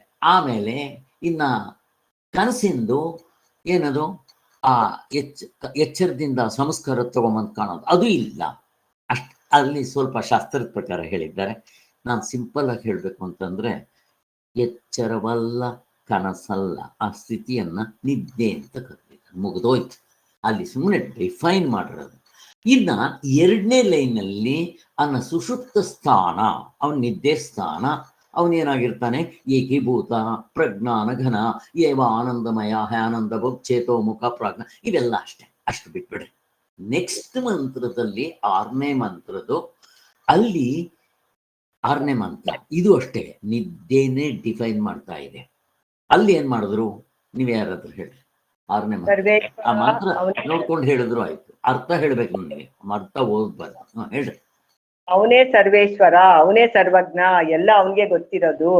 ಅವನೇ ಎಲ್ಲದಕ್ಕೂ ಯೋನಿ. ಅಂದ್ರೆ ಗಾಢ ನಿದ್ದೆಯಿಂದ ನಾವು ಮತ್ತೆ ಎದ್ದೇಳ್ತೀವಲ್ಲ, ಅದಕ್ಕೆ ಅವನೇ ಯೋನಿ ಎಲ್ಲದಕ್ಕೂ, ಎಲ್ಲದ್ರದ ಪ್ರಭಾವ ಅವನೇ. ಅಂದ್ರೆ ಆ ಭೂತಗಳೆಲ್ಲ ಹುಟ್ಟೋದಕ್ಕೆಲ್ಲ ಅವನೇ, ಭೂತಗಳೆಲ್ಲ ಕಾರಣ ಅವನೇ ಅಂತ. ಅಷ್ಟೇ ಸಾಕು. 6 ಮಂತ್ರಗಳಿಗಾಯ್ತು. 7ನೇ ಮಂತ್ರ ತುಂಬಾ ಇಂಪಾರ್ಟೆಂಟು. ಅಲ್ಲಿ ಈಗ ಇವರು 7ನೇ ಮಂತ್ರದಿಂದ ನಮ್ಗೆ ತಗೊಂಡ್ಬರ್ತಾರೆ. ಹಾಗೆ ಸೊ 7ನೇ ಮಂತ್ರದಲ್ಲಿ ಏನು ಹೇಳಿದೆ? ಅಂತರ್ಪ್ರಜ್ಞನಲ್ಲ, ಬಹಿಷ್ಪ್ರಜ್ಞನಲ್ಲ, ಉಭಯತ ಪ್ರಜ್ಞನಲ್ಲ, ಪ್ರಜ್ಞಾನ ಘನನಲ್ಲ, ಪ್ರಜ್ಞನಲ್ಲ, ಅಪ್ರಜ್ಞನಲ್ಲ ಅಂತ ಹೇಳಿ ಅಲ್ಲಿ 7ನೇ ಮಂತ್ರದಲ್ಲಿ ಅವನ್ನ ಆತ್ಮ ಅಂತ ಹೇಳಿ ಹಂಗೆಲ್ಲ ಎಕ್ಸ್ಪ್ಲೈನ್ ಮಾಡಿರೋದು ಇದೆ. ಈಗ ನಮಗೆ 2ನೇ ಚಾಪ್ಟರ್ ಬರ್ತಾ ಇದ್ದೀನಿ. 5ನೇ ಪೇಜ್ನಲ್ಲಿ 2ನೇ ಚಾಪ್ಟರ್, ಪಾದತ್ರಯ ಕಾರಿಕೆಗಳು. ಇಲ್ಲಿ ಶುರುವಾಯ್ತು ನೋಡ್ರಿ. ಇಲ್ಲಿ ಮೊದಲನೇ ಮಂತ್ರ ಅಂದ್ರೆ ಕಾರಿಕೆ ಮಂತ್ರ ಬರೆದಿರೋದು. ಅದನ್ನ ಓದಿ ಬಾ. ಕೃಷ್ಣನಿಯವರೇ ನೀವು ಓದ್ತೀರಾ ಅಥವಾ ಶ್ರೀಧರ್ ಅವ್ರು ನೀವು ಓದ್ತೀರಾ? ಓದ್ಲಾ ಸರ್? ಒಂದು ನಿಮಿಷ, ಶ್ರೀಧರ್ ನೀವು ಓದ್ತೀರಾ? ಓದ್ತೀನಿ ಸರ್. ಓದಿ ಮೊದಲನೇ ಮಂತ್ರ ಅಲ್ಲಿದೆ ನೋಡ್ರಿ. ಅತ್ರೈತೆ ಶ್ಲೋಕ ಭವಂತಿ. ಅದಲ್ಲ, 2ನೇ ಚಾಪ್ಟರ್ ನಲ್ಲಿ ಪಾದತ್ರಯ ಕಾರಿಕೆಗಳು. ಅತ್ರೈತೆ ಶ್ಲೋಕ ಭವಂತಿ. ಕರೆಕ್ಟ್. ಬ್ರಹ್ಮಿಷ್ಟ್ರಜ್ಞೋ ವಿಭುರ್ವಿಶ್ವೋ ಅಹಂತಪ್ರಜ್ಞಸ್ತು ತೈಜಸಃ ಘನಪ್ರಜ್ಞಸ್ತಥಾ. ಅಲ್ಲ ಸರ್, ಅದಲ್ಲ ನೀವು ಯಾವ್ದು ಓದ್ತಾ ಇದ್ದೀರಾ? ನೀವು 5ನೇ ಪೇಜ್ನಲ್ಲಿ 2ನೇ ಪ್ಯಾರ, ಪಾದತ್ರಯ ಕಾರಿಕೆಗಳು 2ನೇ ಚಾಪ್ಟರ್ 5ನೇ ಪೇಜ್. ಅಂದ್ರೆ ಸಾರಿ, ನೀವು 55ನೇ ಪೇಜ್ ನೋಡಿ. 50 ಅದೇ ಸರ್, ಅದೇ ಸರ್. ಪಾದತ್ರಯ ಕಾರಿಕೆಗಳು ಅತ್ರೈತೆ ಶ್ಲೋಕ ಭವಂತಿ, ಅದಾದ್ಮೇಲೆ ಬರುತ್ತೆ ಒಂದೇ. ಹೌದು, ಶ್ಲೋಕ ಓದಿ. ಇದು ಅರ್ಥ ಕನ್ನಡದಲ್ಲಿ ಬರ್ತಿದಾರಲ್ಲ, ಓದಿ. ಇಲ್ಲಿ ಈ ಶ್ಲೋಕಗಳಿಗೆ ಹೊರಗೆ ಇದು ಓದ್ಬೇಕಾ ಸರ್? ಶ್ಲೋಕ ಓದ್ಬೇಕು ಆನ್ಸರ್ ಸರ್. ಇಲ್ಲಿ ಈ ಶ್ಲೋಕಗಳಿರ್ತವೆ. ಹೊರಗಿನ ಅರಿವುಳ್ಳ ವಿಭವ ವಿಶ್ವನು, ಒಳಗಿನ ಅರಿವುಳ್ಳವನಾದರೆ ತೇಜಸ್ಸನು, ಹಾಗೂ ಘನಪ್ರಜ್ಞನಾದ ಪ್ರಾಜ್ಞನು ಒಬ್ಬನೇ 3 ಬಗೆಯನ್ನು ಅನಿಸಿಕೊಂಡಿರ್ತಾನೆ. ಅಷ್ಟೇ. ಕೃಷ್ಣವೇಣಿಯವರೇ ನೀವು ಆ ಶ್ಲೋಕ ಓದಿ. ಸರ್. ಬಹಿಷ್ಪ್ರಜ್ಞೋ ವಿಭುರ್ವಿಶ್ವೋ ಅಂತಃಪ್ರಜ್ಞಸ್ತು ತೈಜಸಃ ಘನಪ್ರಜ್ಞಸ್ತಥಾ ಪ್ರಾಜ್ಞ ಏಕ ಏವ ತ್ರಿವಿಧ ಸ್ಮೃತಃ. ಅಷ್ಟೇ. ಕನ್ನಡದಲ್ಲಿ ಶ್ರೀಧರ್ ಅವರು ಓದಿದ್ದು ಎಷ್ಟು ಚೆನ್ನಾಗಿ ಅರ್ಥ ಆಗುತ್ತೆ ನಮಗೆ ಅದು. ಆದ್ದರಿಂದ ಇಲ್ಲಿ ನೀವು ಇನ್ನೊಂದ್ಸರಿ ಅದನ್ನ ಎಕ್ಸ್ಪ್ಲೈನ್ ಮಾಡಿ ಶ್ರೀಧರ್ ಅವರೇ. ನೀವು ಕನ್ನಡದಲ್ಲಿ ಹೊರಗಿನ ಅರಿವುಳ್ಳ ಹೇಳಿದ್ರಲ್ಲ, ಸುಮ್ಮನೆ ಎಲ್ಲ ಅಷ್ಟೇ ನಮ್ಗೆ ಅರ್ಥ ಆದ್ರೆ ಸಾಕು. ಮೇಲ್ಗಡೆ ಹೇಳ್ಬೇಕಷ್ಟೇ, ಡೀಪ್ ಏನು ಹೋಗ್ಬೇಡ್ರಿ. ಎಚ್ಚರಿಕೆಯಲ್ಲಿ ಏನೇನು ಅರಿವು ಇರುತ್ತೋ ಅವನು ವಿಶ್ವನು ಅಂತ ಕರಿತೀವಿ. ಅಲ್ಲಿ ವೈಶ್ವನ ಅಂತ, ಅಲ್ಲಿ ವಿಶ್ವನ ಅಂತ. ಒಳಗಿನ ಅರಿವು, ಒಳಗಿನ ಅರಿವುಳು ಅನ್ನೋದು ತೇಜಸ್ಸನು. ಅಂದ್ರೆ ನಾವು ಕನಸಲ್ಲಿ ಏನು ಅನುಭವ ಪಡ್ತೀವಿ ಅದನ್ನ ತೇಜಸ್ ಅಂತ ಹೇಳ್ತೀವಿ. ಹಾಗೂ ಘನಪ್ರಜ್ಞನ ಪ್ರಾಜ್ಞನು ಒಬ್ಬನೇ 3 ಬಗೆಯವನ್ನ ಎನಿಸಿಕೊಂಡಿರ್ತಾನೆ. ಅಂದ್ರೆ ಘನಪ್ರಜ್ಞನು ನಿದ್ದೆಯಲ್ಲಿ ಅವನ ಘನಪ್ರಜ್ಞ ಪ್ರಾಜ್ಞನು ಅಂತ ಹೇಳ್ತೀವಿ. ಒಬ್ಬನೇ 3 ಬಗೆಯವನ್ನ ಎನಿಸಿಕೊಳ್ಳುತ್ತಾನೆ. 3ನು ಅವನೊಬ್ಬನೇ ಅಂತ ಹೇಳ್ತೀವಿ. ಅಷ್ಟೇ. 3 ಬೇರೆ ಬೇರೆ ಅಲ್ಲ, ಅಷ್ಟು ತಿಳ್ಕೋಬೇಕು. ಎಚ್ಚರಕ್ಕೆ ಬೇರೆ ಆತ್ಮ, ಕನಸಿಗೆ ಬೇರೆ ಆತ್ಮ, ನಿದ್ರೆಗೆ ಬೇರೆ ಆತ್ಮ, ಚತುಷ್ಪಾದಕ್ಕೆ ಬೇರೆ ಆತ್ಮ. ಒಟ್ಟು ಎಷ್ಟು ಜನ ಆತ್ಮರಿದ್ದಾರೆ? 4 ಆತ್ಮರಿದ್ದಾರೆ ಅಲ್ಲ. ಈಗ ಈ ಭಾಷ್ಯಕಾರರು ಮಂಗಳ ಶ್ಲೋಕವನ್ನ ಬರ್ತಿದ್ದಾರೆ. ಆ 2 ಶ್ಲೋಕ ಏನು ನಮ್ಗೆ ಇಂಪಾರ್ಟೆಂಟ್ ಅಲ್ಲ, ಅದೇನು ಓದೋದೇನು ಬೇಡ. ಈಗ ಭಗವತ್ಪಾದರು ಈ 2 ಶ್ಲೋಕಗಳನ್ನ ಬರ್ತಿದ್ದಾರೆ. ಈಗ ಭಾಷ್ಯಕಾರರು ಅಂದ್ರೆ ಯಾರು? ಕಲ್ಪನಾ, ಭಾಷ್ಯಕಾರರು ಅಂದ್ರೆ ಯಾರಮ್ಮ? ಮಂಗಳ ಶ್ಲೋಕ ಬರೆದವರು ಭಾಷ್ಯಕಾರರು ಇಲ್ಲಿ ಯಾರು ಹೇಳಿ ಶ್ರೀಧರ್ ಅವರೇ ನೀವು? ಶಂಕರಾಚಾರ್ಯರು. ಯಾರು? ಶಂಕರಾಚಾರ್ಯರು.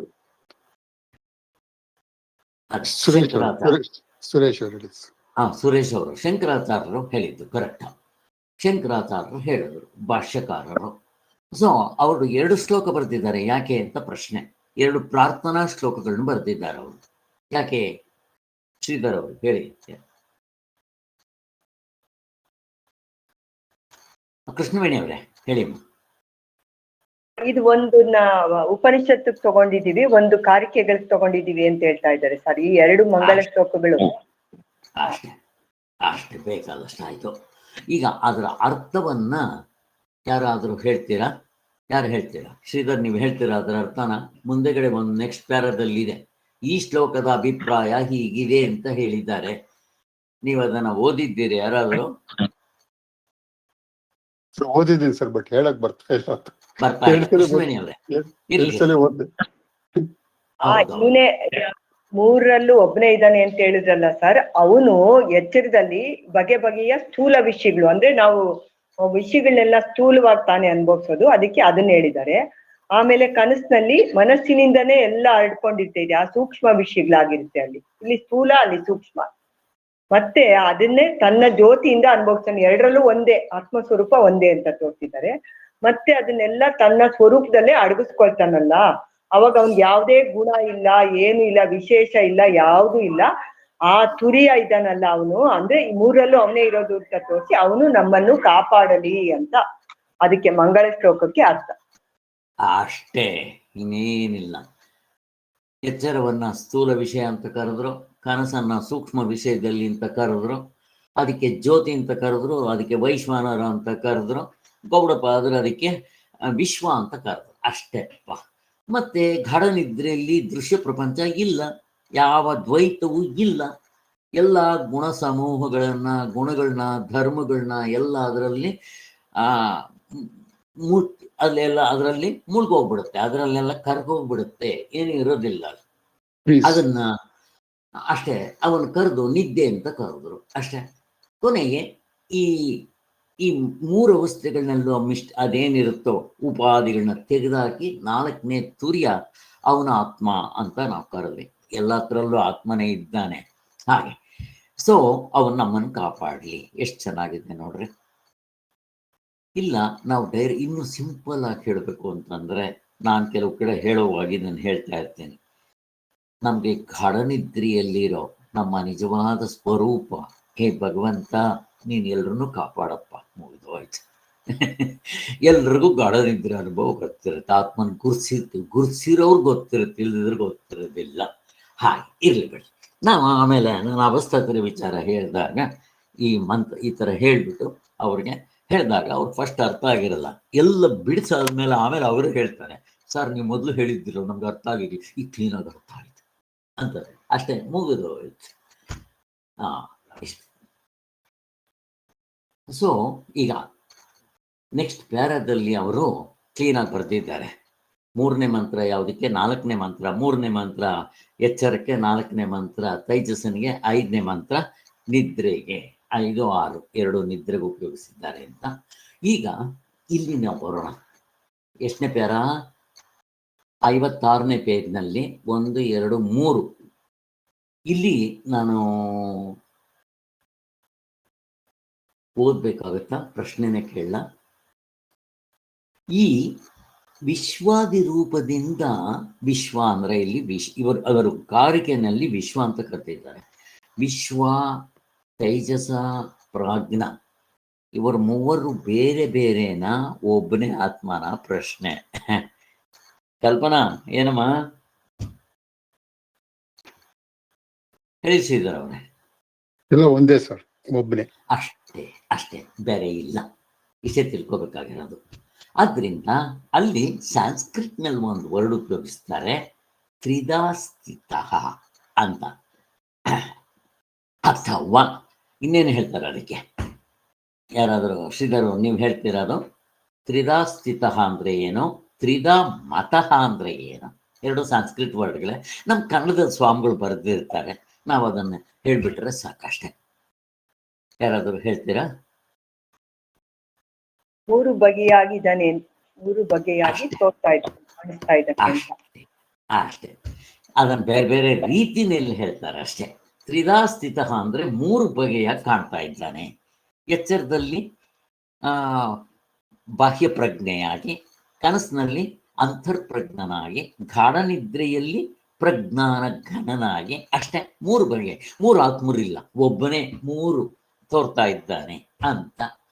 ಅದನ್ನ ತ್ರಿದಾ ಮತಃ, ಎಲ್ಲ ಒಂದೇ. ಇನ್ನೊಂದು ಪಾಠದಲ್ಲಿ ತ್ರಿದಾ ಮತಃ ಅಂತಿದೆ ಅಂತಾರೆ, ಅದಕ್ಕೂ ಅದೇ ಅರ್ಥವೇ.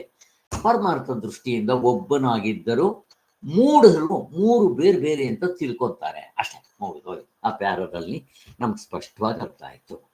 ಇನ್ನೇನು ಬೇಕಾಗಿಲ್ಲ. ನೆಕ್ಸ್ಟ್, ವಿಶ್ವಾದಿ ವಿಭಾಗದಿಂದ ನಾವು ತಿಳ್ಕೊಬೇಕಾಗಿರೋದೇನು?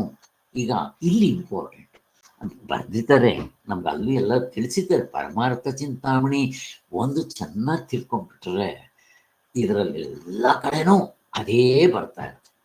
ಹಾಗೆ ಇಲ್ಲಿ ಈಗ ಕನಸುಗಳು ಇಷ್ಟೇ, ಪ್ರಶ್ನೆಗೆ ಉತ್ತರ ಇಷ್ಟೇ. ಕನಸುಗಳು 3 ಎಣಿಸ್ರಿ. ಎಷ್ಟಪ್ಪ ಕನಸುಗಳು? ನಾನು ಪ್ರಶ್ನೆ ಕೇಳ್ತಾ ಇದ್ದೇನೆ ಶ್ರೀಧರ್ ಅವರು. ಕನಸುಗಳು ಎಷ್ಟು? ಎಚ್ಚರ, ಕನಸು, ನಿದ್ದೆ 3 ಅವಸ್ಥೆಗಳು ಎಷ್ಟು ಅಂತ ಕೇಳ್ತಾ ಇದ್ದೀನಿ. ಎಣಿಸ್ರಿ ಅಂತೀನಿ. ಇಲ್ಲ ಒಂದೇ ಇರೋದು, ಒಂದೇ ಅವನೊಬ್ಬನೇ ಇರೋದು. ಹಾ. ಪಕ್ಕದಲ್ಲಿ ಇಟ್ಟು ಎಣ್ಸಕ್ಕಾಗಲ್ಲ, ಎಲ್ಲ ಒಂದೇ. ಆಕ್ಚುಲ್ ಆಗಿ ಇಲ್ವೇ ಇಲ್ಲ, ಅವಸ್ಥೆಗಳೇ ಇಲ್ಲ. ಆಕ್ಚುಲ್ ಆಗಿ ಲೆಕ್ಕ ನೋಡಿದ್ರೆ ಅವಸ್ಥೆಗಳೇ ಇಲ್ಲ. ಬಟ್ ವ್ಯವಹಾರಿಕ ದೃಷ್ಟಿಯಿಂದ ಬೇರೆ ಬೇರೆ ಬೇರೆ ತರ ಹೇಳ್ಬೇಕಾಗತ್ತೆ ಅಷ್ಟೆ. ಇನ್ನೇನಾದ್ರೂ ಬೇರೆಯವ್ರು ಏನ್ ಬೇಕಾದ್ರೂ ಆ್ಯಡ್ ಮಾಡ್ಬೋದು, ಮಾಡಂಗಿದ್ರೆ ಮಾಡ್ರಿ. ಬಟ್ ಅದು ಕನೆಕ್ಷನ್ ಇರ್ಬೇಕು, ಸುಮ್ಮನೆ ಆ್ಯಡ್ ಮಾಡೋದಲ್ಲ. ಇದು ಕನೆಕ್ಷನ್ ಇದ್ದಂಗೆ ಏನ್ ಬೇಕಾದ್ರೂ ಆ್ಯಡ್ ಮಾಡ್ರಿ, ಅಷ್ಟೇ, ಮುಗ್ದೋಯ್ತು. ಆದ್ರಿಂದ ಇಲ್ಲಿ ಈ ಆತ್ಮನು 3ರಲ್ಲೂ ಒಬ್ನೇ ಇದ್ದಾನೆ ಅಂತ ಹೇಳ್ತಾರಲ್ವಾ, ಅವನಿಗೆ ಸ್ವಲ್ಪ ಕ್ಯಾರೆಕ್ಟರ್ಸ್ ಹೇಳ್ತಾರೆ ಸ್ವಾಮಿಗಳು ಆ ಪ್ಯಾರದಲ್ಲಿ. ಅದನ್ನ ಏನದು? ಒಬ್ಬನೇ, 3 ಇಲ್ಲ, ಒಬ್ಬನನ್ನೇ ಬೇರೆ ಬೇರೆ ಹೆಸರಿಂದ ಕರಿತೀವಿ. ಯಾರಾದ್ರೂ ಒಂದು ದೃಷ್ಟಾಂತ ಕೊಡ್ರೆ? ಒಬ್ಬನೇ ಬೇರೆ ಬೇರೆ ಹೆಸರಿಂದ ಕರಿತೀವಿ ಅಷ್ಟೇ. ಅವನು ಶುದ್ಧನು, ಒಂದು ಅಸಂಗನು ಅಂತ. ಅಂದ್ರೆ ಒಂದು ದೊಡ್ಡ ತಿಮ್ಮಿಂಗಲೆ, ಒಂದು ದೊಡ್ಡ ಮೀನು ಅಂತ ಇದೆ. ಆ ಕಡೆ ಈ ಕಡೆ ಹೋಗ್ತಾ ಇರತ್ತೆ 2 ನದಿಗಳ ಅಂಚಿನಲ್ಲಿ. ಅದಕ್ಕೇನು ಗೊತ್ತಾಗಲ್ಲ ಅಂಚು ಯಾವುದು ಅಂತ. ಅದ್ರ ಪಾಡ್ಗೆ ಅದು ನೈಸಾಗಿ ಹೋಗ್ತಾನೆ ಇರುತ್ತೆ. ಸೊ ಅದೇನು ಅಂಟ್ಕೊಳ್ಳೋದೇ ಇಲ್ಲ ಅದಕ್ಕೆ. ಅಲ್ಲಿ ಆ ಕಡೆ ಈ ಕಡೆ ಬ್ಯಾಂಕ್ಸ್ ಅಲ್ಲಿ ಇರೋದು ಏನು ಮಣ್ಣು ಮಸಿ ಏನು ಅಂಟ್ಕೊಳ್ಳೋದೇ ಇಲ್ಲ, ಅದ್ರ ಪಾಡ್ಗೆ ಅದು ಹೋಗ್ತಾ ಇರತ್ತೆ. ಹಂಗೆ ಆತ್ಮ 3 ಅವಸ್ಥೆಲೂ ಕಾಣಿಸ್ಕೊಳ್ತಾ ಇರ್ತಾನೆ ಅಂತೇಳಿ. ಯಾವ್ದು ಅಂಟ್ಕೊಳ್ಳಲ್ಲ ಆತ್ಮನಿಗೆ? ಯಾವ್ದು ಅಂಟ್ಕೊಳ್ಳಲ್ಲ? ಯಾವ್ದು ಅಂಟ್ಕೊಳ್ಳ? ಅದೇ ಸರ್, ಆತ್ಮನಿಗೆ ಈಗ ಇದಕ್ಕೆ ತಿಮಿಂಗಲಾಗೆ ಆ ಕಡೆ ಈ ಕಡೆ ಇರೋದು ಮಣ್ಣು ಅದೆಲ್ಲ ಅಂಟ್ಕೊಳ್ಳಲ್ಲ. ಅಲ್ಲಿ ಸರಿ, ದೃಷ್ಟಾಂತ ಸರಿ. ದ್ರಾಷ್ಟಾಂತಿಕದಲ್ಲಿ ಯಾವ್ದು ಅಂಟ್ಕೊಳ್ಳಲ್ಲ? ದಾಷ್ಟಾಂತದಲ್ಲಿ ಅಲ್ಲ, ದಾಷ್ಟಾಂತದಲ್ಲಿ ನಮ್ಗೆ ಇದೆಲ್ಲ ಯಾವುದು 3 ಅನುಭವಗಳು ಅಂಟ್ಕೊಳ್ಳೋದೇ ಇಲ್ಲ. ಏನೇ ಯಾವ ಅನುಭವ ಅಂಟ್ಕೊಳ್ಳಲ್ಲ. ಯಾವ 3? ಅದೇ ಪ್ರಶ್ನೆ. ಇಂದ್ರಿಯಗಳ ಅನುಭವ ಆಗ್ಬೋದು, ಮನಸ್ಸಿನ ಅನುಭವ, ಯಾವ್ದೂನು ಅಂಟ್ಕೊಳ್ಳಲ್ಲ. ಒಂದು ಸ್ಕ್ರೀನ್ ಇದ್ದಂಗೆ, ಅದು ಕರ್ಟನ್ ಇದ್ದಂಗೆ, ಅದೇ ತರ ನಿಶ್ಚಲವಾಗಿರತ್ತೆ. ಅದು ಯಾವುದಕ್ಕೂ ಅಂಟ್ಕೊಳ್ಳಲ್ಲ ಅದು. ಇನ್ಯಾರಾದ್ರೂ ಆಡ್ ಮಾಡಿ. ಎಚ್ಚರದಲ್ಲಿ ನಾವು ವ್ಯವಹಾರದಲ್ಲಿ ಏನಾದ್ರು ಪಾಪ ಪುಣ್ಯ ಎಲ್ಲ ಮಾಡ್ತೀವಲ್ಲ ಸರ್, ಅದ್ಯಾವುದು ಆತ್ಮನ್ಗೆ ಅಂಟ್ಕೊಳ್ಳಲ್ಲ. ಅದರಿಂದ ಅವನು ಅಸಂಗನು ಅಂತ. ಮತ್ತೆ ಕನ್ಸಲ್ಲೂ ನಾವು ಹೆಂಗೆ ಎಚ್ಚರದಲ್ಲಿ ಹೆಂಗ್ ಮಾಡ್ತೀವೋ ಹಂಗೆ ಕನ್ಸಲ್ಲೂ ಮಾಡ್ತಾ ಇರ್ತೀವಿ, ಅದು ಅವನ್ಗೆ ಅಂಟದಿಲ್ಲ. ಯಾವುದು ಅವನ್ಗೆ ಅಂಟದಿಲ್ಲ. ಅದಕ್ಕೆ ಅಸಂಗನು ಶುದ್ಧನು ಅಂತ ಹೇಳೋದು. ವಿಶ್ವ, ತೈಜಸ, ಪ್ರಾಜ್ಞ ಈ 3 ಅಂಟ್ಕೊಳ್ಳೋದಿಲ್ಲ. ಪ್ರಾಜ್ಞಾನು ಸೇರ್ಸ್ಕೋಬೇಕು ನೀವು. ಎಚ್ಚರದಲ್ಲಿ ಅಂದ್ರೆ ಕರೆಕ್ಟ್ ನೀವು ಹೇಳಿರೋದು ಅಷ್ಟೇ, ಇನ್ನೇನಿಲ್ಲ. ಎಚ್ಚರದಲ್ಲಿ ಬಾಹ್ಯ ಪ್ರಜ್ಞಾ ಅಂದ್ರೆ ಈ ಯಾವುದು ಅಂಟ್ಕೊಳ್ಳಲ್ಲ ಅವನಿಗೆ. ನೀವು ಕರ್ಮಕಾಂಡ ಹಂಗಲ್ಲ. ಪಾಪ ಪುಣ್ಯ ಧರ್ಮಗಳು ಅಂದ್ರೆ ಇವಾಗ ಧರ್ಮ, ಇವನು ನಚಿಕೇತ ಚೆನ್ನಾಗಿ ಕೇಳಿರ್ತಾನೆ. ಧರ್ಮ ಅಧರ್ಮಗಳನ್ನ ಮೀರಿರ್ಬೇಕು ಅಂಥದ್ದು ಇದೆಯಾ? ಇಲ್ಲಿ ಧರ್ಮ ಅಧರ್ಮಗಳನ್ನ ಮೀರಿದೆ ಅಂದ್ರೆ ಯಾವ್ದರ್ಥ? ಪ್ರಶ್ನೆ ಕೇಳ್ತಾ ಇದ್ದೀನಿ. ದೃಶ್ಯ ಪ್ರಪಂಚದ ಪೂರ್ತಿ ಬಂದ್ಬಿಡುತ್ತೆ ಇಲ್ಲಿ. ಶರೀರ ಬಿಟ್ರು ಇರಕ್ ಬರುತ್ತಾ ಅಂತ. ಧರ್ಮ ಅಧರ್ಮಗಳು ಶರೀರದ ಧರ್ಮ, ಶರೀರದ್ದು. ಹೌದು. ಆಮೇಲೆ ಸುಖ ದುಃಖಗಳನ್ನ ಬಿಟ್ಟು ಇರಕ್ ಬರುತ್ತಾ ಅಂತ ಕೇಳ್ತಾನ. ಸುಖ ದ್ವಂದ್ವಗಳನ್ನ, ಸುಖ ದುಃಖ ದ್ವಂದ್ವಗಳು ಯಾವ್ಯಾವ್ದು? ಸುಖ ದುಃಖ, ಮಾನ ಅಪಮಾನ. ಬರ್ಲಿ, ಇನ್ನು ಬರ್ಲಿ. ಒಬ್ಬೊಬ್ರು ಜ್ಞಾಪಕ ಬಂದಿರೋದು ಹೇಳ್ತಾ ಬನ್ರಿ, ಆಡ್ ಮಾಡ್ರಿ. ಶೀತ ಉಷ್ಣ, ಸುಖ ದುಃಖ, ಬಿಸಿ ತಣ್ಣಗಿರೋದು, ಎಲ್ಲ ದ್ವಂದ್ವಗಳು ಯಾವ್ಯಾವ್ದು ಇದೆಯೋ ಎಲ್ಲ ದ್ವಂದ್ವಗಳೇ ಸರ್. ಅನಾತ್ಮಗಳೆಲ್ಲ ದ್ವಂದ್ವಗಳೇ ಸರ್. ಶೋಕ, ಮೋಹ, ಲಾಭ, ನಷ್ಟ, ಅಪ್ ಅಂಡ್ ಡೌನ್. ಇವನು ಕೆಟ್ಟವನು, ಒಳ್ಳೆಯವನು, ಇವನು ಸುಂದರ, ಇವನು ಕುರೂಪಿ, ಇವನು ಆರೋಗ್ಯವಂತ, ಇವನು ಕಾಯಿಲೆ ಮನುಷ್ಯ, ಇವನು ಬುದ್ಧಿವಂತ, ಇವನು ದಡ್ಡ, ಏನ್ ಬೇಕಾದ್ರೂ ಸೇರಿಸ್ಕೊಳ್ಳಿ, ಕೋಟಿಗಟ್ಟಲೆ ಹೇಳ್ಬೋದು. ಅಲ್ವಾ? ಯಾವುದು ಇವು ದೃಶ್ಯ ಪ್ರಪಂಚದ ಎರಡು ಸೇರಿಸ್ಕೊಂಡ್ಬಿಡ್ಬೋದು. ದೃಶ್ಯ ಪ್ರಪಂಚದಲ್ಲಿ ಎಚ್ಚರವನ್ನ ಬಾಹ್ಯ ಪ್ರಜ್ಞೆ ಅಂತಾರೆ, ಕನಸನ್ನ ಅಂತರ್ಪ್ರಜ್ಞ ಅಂತಾರೆ. ಇಷ್ಟಪ್ಪ, ಎರಡು ದೃಶ್ಯ ಪ್ರಪಂಚವೇ, ಎರಡು ಅನಾತ್ಮವೇ. ಈ ಘಡನಿದ್ರೆಯಲ್ಲಿ ಇವು ಮುಳುಗಿರುತ್ತೆ ಅಂತಾರೆ, ಅಲ್ಲೂ ಅನಾತ್ಮ ಅಂತಾನೆ ಹೇಳ್ತಾರೆ. ಈಗ ಗಾಢನಿದ್ರೆದು ಅಂಟ್ಕೊಳ್ಳಲ್ಲ ಅಂತಾರಲ್ಲ, ಗಾಢನಿದ್ರೆಯಲ್ಲಿ ಅಂಟ್ಕೊಳ್ಳೋದಕ್ಕೆ ಏನಿದೆ? ನಾನು ಪ್ರಶ್ನೆ ಕೇಳ್ತೇನೆ. ಎಚ್ಚರ ಕನಸು ಕರೆಕ್ಟ್ ಆಯ್ತು, ಗಾಢನಿದ್ರೆ ನೀವೇ ಹೇಳ್ತೀರಾ ಆತ್ಮನಾಗಿದ್ದ ಅಲ್ಲಿ ಗಾಢನಿದ್ರೆಯಲ್ಲಿ ಅಂತ, ಅಲ್ಲೇನು ಅಂಟ್ಕೊಳ್ಳದೆ ಇರೋದು ಏನಿದೆ? ಇಲ್ಲಿ ಪ್ರಜ್ಞನೂ ಅಲ್ಲ ಅಂತಾರ ಅವರು, ಮೂರನ್ನೂ ಹೇಳ್ತಾರ ಅವರು. ಅಂದ್ರೆ ನಾವು ಗಾಢ ನಿದ್ರೆಗೆ ಹೋಗಿ ಎದ್ದ ತಕ್ಷಣ ನಾವ್ ಏನಾಗಿರ್ತೀವೋ ಅದೇ ಆಗಿ ಎದ್ ಬರ್ತೀವಲ್ಲ ಸರ್, ಆ ದೃಷ್ಟಿಯಿಂದ ಹೇಳಿದ್ದಾರೆ ಅಷ್ಟೇ. ಗಾಢ ನಿದ್ರೆಗೆ ಹೋದ ತಕ್ಷಣ ನಮ್ಗೇನ್ ಜ್ಞಾನ ಆಗಿರೋದಿಲ್ಲ ಅಲ್ಲ ಸರ್. ಮತ್ತೆ ಇನ್ಯಾರಾದ್ರೂ ಆ್ಯಡ್ ಮಾಡಂಗಿದ್ರೆ ಮಾಡ್ರಿ.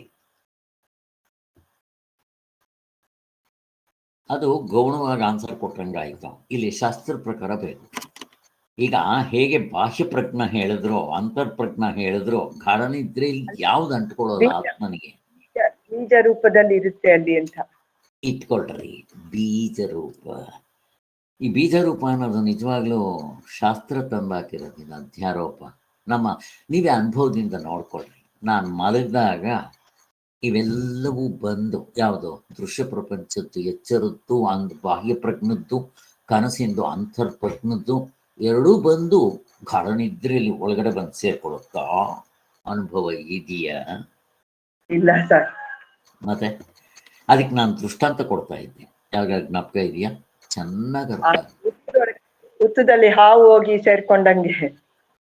ಎದ್ದಿದ ತಕ್ಷಣ ಆ ಹುತ್ತದಿಂದ ಹಾವು ಆಚೆಗೆ ಬಂದಂಗೆ ಈ ಬಾಹ್ಯ ಪ್ರಜ್ಞೆ ಅಂತರ್ಪ್ರಜ್ಞೆ ಬುದಕ್ಕಂತ ಹೊರಗಡೆ ಬರುತ್ತಾ ಕೇಳಿದಾಗ ಹೀಗೆ ಇಲ್ಲ. ಆದ್ರಿಂದ ಇದು ಶಾಸ್ತ್ರ ಅಧ್ಯಾರೋಪ ಮಾಡೋದು. ನಾವು ಗಾಢನಿದ್ರೆ ಒಂದೇ ಸಾಕು ನಮ್ಗೆ ಆತ್ಮ ತಿಳ್ಕೊಳ್ಳೋಕೆ. ಚತುಷ್ಪದ್ ನಾನು ಹೇಳೋಕ್ಕೆ ಅವಸ್ಥಾತ್ರ ಹೇಳುವಾಗ ನಾವು ಅಲ್ಲಿ ಹೇಳ್ತೀವಿ, ಹೇಳೋದೇ ಇಲ್ಲ. ಪರಮಾರ್ಥ ಚಿಂತಾಮಣೆಯಲ್ಲಿ ಈ ಚತುಷ್ಪದ್ ತಂದಿದ್ದಾರ? ಪ್ರಶ್ನೆ ಕೇಳ್ತಾರೆ. ಇಲ್ಲ ಸರ್. ಯಾರು ಹೇಳಿದ್ರು? ಕಲ್ಪನಾನಾ? ಹೌದು ಸರ್. ಹಾ, ನೋಡಮ್ಮ ಹೆಂಗ್ ಬರುತ್ತೆ ಆನ್ಸರ್, ಏನ್ ಫಾಸ್ಟ್ ಆಗಿ ಬರ್ತಾ ಇದೆ. ಗುಡ್. ಅಲ್ಲಿ ಈ 4ನೇ ಚತುಷ್ಪಾದ ಪ್ರಶ್ನೆನೇ ಬರಲ್ಲ. ಅವ್ರು ತಗೊಂಡಿರೋದೇ ಇರುವು, ಅರಿವು, ಆನಂದ, ಮೂರೇ. ಸತ್ಯಂ, ಜ್ಞಾನಂ, ಅನಂತಂ, ಬ್ರಹ್ಮ, ಆನಂದಂ, ಮುಗಿದೋಯ್ತು. ಆದ್ದರಿಂದ ಇಲ್ಲಿ ಶಾಸ್ತ್ರ ಇದೊಂದು ಪ್ರಾಪರ್ ಚಾನಲ್ನಲ್ಲಿ ಹೋಗುತ್ತೆ. ಯಾರು ತುಸುಕ್ ಪಿಸುಕ್ ಅನ್ನಂಗಿಲ್ಲ. ಹೆಂಗಿದೆ ಅದೇ ಅಲ್ಲಿ ನಾವು ಚಿಕ್ಕದೊಂದು ಪ್ರಶ್ನೆ ಬರುತ್ತೆ. ನೀವು ಅವರು ಆತ್ಮನಾಗ್ಬಿಟ್ಟಿದ್ರೆ ಮತ್ತೆ ನಾನು ಸಾಧನೆ ಯಾಕೆ ಮಾಡ್ಬೇಕು? ಮತ್ತೆ ನನಗೆ ಓದಿಯ ಪಿಶಾಚೇಂದ್ರ ಬಂದ್ಯ ಕೋವಾಕ್ಸಿನ್ ಬರುತ್ತಲ್ಲ ಅಂತ ಪ್ರಶ್ನೆ ಬರುತ್ತೆ. ಅದಕ್ಕೋಸ್ಕರ ಅಲ್ಲಿ ಏನೋ ಒಂದು ಅದೇ ಮುಕ್ತರೇನ ಆಗೋದಿಲ್ಲ. ದೇವ್ರು ಕೊಟ್ರ ಸ್ಯಾಂಪಲ್ ನೀವು ನೋಡ್ಕೊಳ್ರಪ್ಪ ಅಂತ ಕೊಟ್ಟಿದ್ದಾರೆ. ಫ್ರೀ ಸ್ಯಾಂಪಲ್ ಎಷ್ಟು ದಿನ ಉಪಯೋಗಿಸ್ತೀರಪ್ಪ? ಅಷ್ಟೇ. ಆದ್ರೆ ಅದು ಆತ್ಮನಾಗಿರ್ತೀರಾ? ಯಾಕೆ ಎಚ್ಚರದಲ್ಲಿ ಆತ್ಮನಾಗಿಲ್ವೇನೋ, ಕನಸಿನಲ್ಲಿ ಆತ್ಮನಾಗಿಲ್ವೇನೋ? ಆಗಿರ್ತೀವಿ. ಆದ್ರೆ ಇಲ್ಲಿ ಎಕ್ಸ್ಟ್ರಾ ಫಿಟ್ಟಿಂಗ್ ಜಾಸ್ತಿ, ಅಲ್ಲಿ ತುಂಬಾ ಕಡಿಮೆ ಅಷ್ಟೇ, ಭಾರ ಕಡಿಮೆ ಅಷ್ಟೇ, ಇನ್ನೇನಿಲ್ಲ. ಹಿಂಗೆಲ್ಲ ಹೇಳಿದ್ರು. ಎಚ್ಚರದಲ್ಲಿ ಎರಡನ್ನು ಬಿಡಿಸ್ಕೊಂಡ್ವಿ ನಾವು. ಒಂದು ಏಕೋನಂಶತಿ ಮುಖ, ಇನ್ನೊಂದು ಯಾವುದು ಎಚ್ಚರದಲ್ಲಿ ಸಪ್ತಾಂಗ. ಗೊತ್ತಾಯ್ತಾ? ವೈಶ್ವಾನರ ಅಥವಾ ಇವ್ರ ಪ್ರಕಾರ ವಿಶ್ವಾನರಹ, ವೈಶ್ವ ಎಲ್ಲ ಒಂದೇ. ಇನ್ನ ಕನಸಿನಲ್ಲಿ ಏಕೋನಂಶತಿ ತೈಜಸ, ಇಲ್ಲಿ ಇವರು ಬೇರೆ ಹೆಸರು ಕರೀತಾರೆ, ಇರ್ಲಿ. ಆಮೇಲೆ ಗಾಢ ನಿದ್ರೆಯಲ್ಲಿ ಬೀಜ ರೂಪದಲ್ಲಿ ಇದ್ದ, ಅದನ್ನ ಕಾರಣ ಅಂತ ಹೇಳಿದ್ರೆ ಈಗೆಲ್ಲ ನಮಗೆ ಗೊತ್ತಿದೆ, ಮುಂದಕ್ಕೆ ಹೋಗೋಣ. ಆದ್ದರಿಂದ ಇವುಗಳು ಚತುಷ್ಪಾದದಲ್ಲಿ ಇಲ್ಲ. ಇದು ಶಾಸ್ತ್ರ ಅಧ್ಯಾರೋಪ ಮಾಡೋದು. ಇಲ್ಲೊಂದು ಪ್ರಶ್ನೆ ಕೇಳಿದ್ರು, ಅದನ್ನ ಚೆನ್ನಾಗಿ ಇವಾಗ ಮೆಲ್ಕು ಹಾಕ್ಬೇಕು. ನಾವು ಸಹಜವಾಗಿ ನೈಸರ್ಗಿಕವಾಗಿ ಯಾವಾಗಾಯ್ತೋ, ಎಲ್ಲಾಯ್ತೋ, ಹೇಗಾಯ್ತೋ ಗೊತ್ತಿಲ್ಲ. ಇದನ್ನ ನಾನು ಅನ್ಕೊಂತೀನಿ. ಯಾರು ಹೇಳ್ಕೊಡ್ತಾರೆ? ಯಾರು ಹೇಳ್ಕೊಡ್ಬೇಕಾಗಿಲ್ಲ. ವೆಟರ್ನರಿ ಸ್ಕೂಲ್ನಲ್ಲಿ ಯಾರಿಗಾದ್ರೂ ಹೇಳ್ಕೊಡ್ತಾರ ಪ್ರಾಣಿಗಳಿಗೆ ನಾನು ನನ್ನದು? ಏನು ಬೇಕಾಗಿಲ್ಲ. ಇದು ಸಹಜ ನೈಸರ್ಗಿಕ ಅಧ್ಯಾಸ. ಎಲ್ಲಾಯ್ತು, ಹೇಗಾಯ್ತು, ಯಾವಾಗಾಯ್ತು ಬೇಕಾಗಿಲ್ಲ. ಆಗಿದೆಯೋ ಇಲ್ವೋ ಅನುಭವ ಇಟ್ಕೊಳ್ಳಿ. ಮತ್ತು ಅದಕ್ಕೆ ತರ್ಕ ಕೂತ್ಕೊಂಡು ತಿನ್ಬೇಡ. ಹೆಂಗಾಯ್ತು, ಅದಕ್ಕೆ ಕಾರಣ ಏನು? ಮಣ್ಣು. ಆ ಕಾರಣ ಹುಡ್ಕಕ್ಕೆ ಹೋಗಿ ಹಳ್ಳಕ್ಕೆ ಬಿದ್ದಿದ್ದು. ಯಾವುದದು ಕಾರಣ? ಪ್ರಶ್ನೆ ಕೇಳ್ತಾ ಇದ್ದೆ. ಹಳ್ಳಕ್ಕೆ ಬಿದ್ದವರು ಅಂತವ್ರು ಯಾರು? ಯಾತಕ್ಕೆ? ಯಾರಾದರು? ಅಲ್ಲೇ ಅವಿದ್ಯೆ ಇದೆ ಅಂತ. ಅದೇ, ಅದಕ್ಕೆ ಏನಂತಾರ ಅವರು? ಯಾರು? ಮೂಲ ಮೂಲ ಅವಿದ್ಯೆ ಅಂತ ಹೇಳಿ ಪಂಚಪಾದಿಕ ಭಾಮತಿಕಾರರು ಇಲ್ಲಿ ಹಳ್ಳಕ್ಕೆ ಬಿದ್ರು ಅಷ್ಟೇ, ಇನ್ನೇನಿಲ್ಲ. ಯಾಕೆಂದ್ರೆ ಸರಿಯಾಗಿ ಅರ್ಥ ಮಾಡ್ಕೊಂಡಿಲ್ಲ. ಹಾಗೆ ಅದಕ್ಕೆ ಎಲ್ಲರೂ ಮೀಸೆ ತಿರುಗಿಸಿ ನಾವು ಶಂಕರಾಚಾರ್ಯರು ಗೈಡ್ ಬುಕ್ಸ್ ಬರಿತೀವಿ ಅಂತ ಬರೆದ್ರೂ ಸರಿ ಒಪ್ಕೋಣ. ಇವಾಗ ಗೌಡಪಾದರು ಇದನ್ನೇ ಮಾಡಿದ್ದು, ಗೈಡ್ ಬುಕ್ಸ್ ಥರನೇ ಬರೆದಿದ್ದು ಮಾಂಡಿಕ್ಯ ಉಪನಿಷತ್ಗೆ. ಬಟ್ ಎಲ್ಲೂ ಮಿಸ್ ಆಗಲ್ವಲ್ಲ, ಆ ದಾಟಿ ಬಿಡಬಾರ್ದಲ್ವ. ಅವರು ಬಿಟ್ಟರು. ಅದಕ್ಕೆ ಅವ್ರನ್ನ ಸಚ್ಚಿದಾನಂದ ಸರಸ್ವತಿ ಸ್ವಾಮಿಗಳು ಬಂದು ತಿಪ್ಪಿಗೆ ಹಾಕಿದ್ರು. ಹಾಗೆ ನೆಗ್ಲೆಕ್ಟ್ ಮಾಡಬೇಡ್ರಿ. ಸ್ವಾಮಿಗಳೇ ಹೇಳ್ತಾರೆ, ಅವರಿಂದ ನಾನು ಅವುಗಳು ಓದಿದಾಗ ಎಷ್ಟೋ ವಿಚಾರಗಳು ನನಗೆ ಗೊತ್ತಾಯಿತು ಅಂತ ಕೂಡ ಹೇಳ್ತಾರೆ. ಇರಲಿ, ಏನಾದರೂ ಇರಲಿ. ಬಟ್ ಮೇಜರ್ ಮಿಸ್ಟೇಕ್ಸ್ ಮಾಡಿಬಿಟ್ರು, ಆ ಬೇಸ್ಮೆಂಟೇ ಚೇಂಜ್ ಮಾಡಿಬಿಟ್ರಲ್ಲ ಅಂತ ಸ್ವಾಮಿಗಳು ಹೇಳೋದಷ್ಟೆ. ಆದ್ದರಿಂದ ಈಗ ನೋಡ್ರಿ, ಅವ್ರ ಮಿಸ್ಟೇಕ್ ನಮಗೆ ಗೊತ್ತಿರೋದ್ರಿಂದ ನಾವು ಹಂಗೆ ಎಡವಲ್ಲ. ಇದು ಆಕ್ಸಿಡೆಂಟ್ ಝೋನ್ ಅಂತ ಹೆಂಗೆ ಹೇಳ್ತಾರೋ ಹಂಗೆ ಅಷ್ಟೇ ಹೊರತು ಅವ್ರನ್ನ ದ್ವೇಷಿಸ್ಬೇಕು ಅಂತ ಏನಿಲ್ಲ. ಅದ್ವೈತಿಗಳಿಗೆ ಯಾರೂ ವೈರಿಗಳೇ ಇಲ್ಲ. ಯಾರಿಗೆ ಯಾಕೆ ಅಂತ ನಿಮಗೆಲ್ಲ ಆನ್ಸರ್ ಗೊತ್ತಿದೆ. ನೆಕ್ಸ್ಟ್ ಇದಕ್ಕೆ ಹೋಗೋಣಪ್ಪ. ದೊಡ್ಡ ಮೇನಿನ ವಿಚಾರ ಅವರೇ ಕೊಟ್ಬಿಟ್ರು, ಕರೆಕ್ಟ್ ಆಗಿದೆ. ಈಗ ಇಲ್ಲಿ ವಿಚಾರ ಮಾಡಿ ಈ ನೆಕ್ಸ್ಟು ಎಷ್ಟನೇ ಪೇಜ್? 57 PDF ಇಲ್ಲಿ ವಿಚಾರ ಮಾಡಿ ಗೊತ್ತುಪಡಿಸಿಕೊಳ್ಬೇಕಾದ ವಿಷಯಗಳು ಬಹಳ ಇದೆ. ಅವಸ್ಥೆಗಳು ಒಂದಾಗುತ್ತಲೂ ಒಂದು ಬರುವುದೆಂತಲೂ ಮೂರೆಂತಲೂ ಅವನೇ ನಾನು ಎಂದು ನೆನೆಸಿಕೊಳ್ಳುತ್ತೆಂತಲೂ ಭಾಷ್ಯದಲ್ಲಿ ಹೇಳಿರುವಂತೆ ನಮಗೆ ತಟ್ಟನೆ ತೋರುತ್ತದೆ. ಆದರೂ ಆ ಅರ್ಥದ ಏನು ಆಚಾರ್ಯರ ತಾತ್ಪರ್ಯವಿಲ್ಲ. ನಾವು ಈ ಅವಸ್ಥಾತ್ರಯ ವಿಚಾರ ಕೇಳಕ್ ಮೊದಲು 3 ಅವಸ್ಥೆಗಳು ನಾನು ಒಬ್ಬನೇ ಅಲ್ವಾ ಅನ್ಕೊಂಡಿದ್ದು, ಬೇರೆ ಬೇರೆ ಅನ್ಕೊಂಡಿದ್ನ? ಯಾರಾದ್ರೂ ಹೇಳ್ರಿ, ಇದನ್ನು ಸ್ವಲ್ಪ ಹೈಲೈಟ್ ಮಾಡ್ರಿ.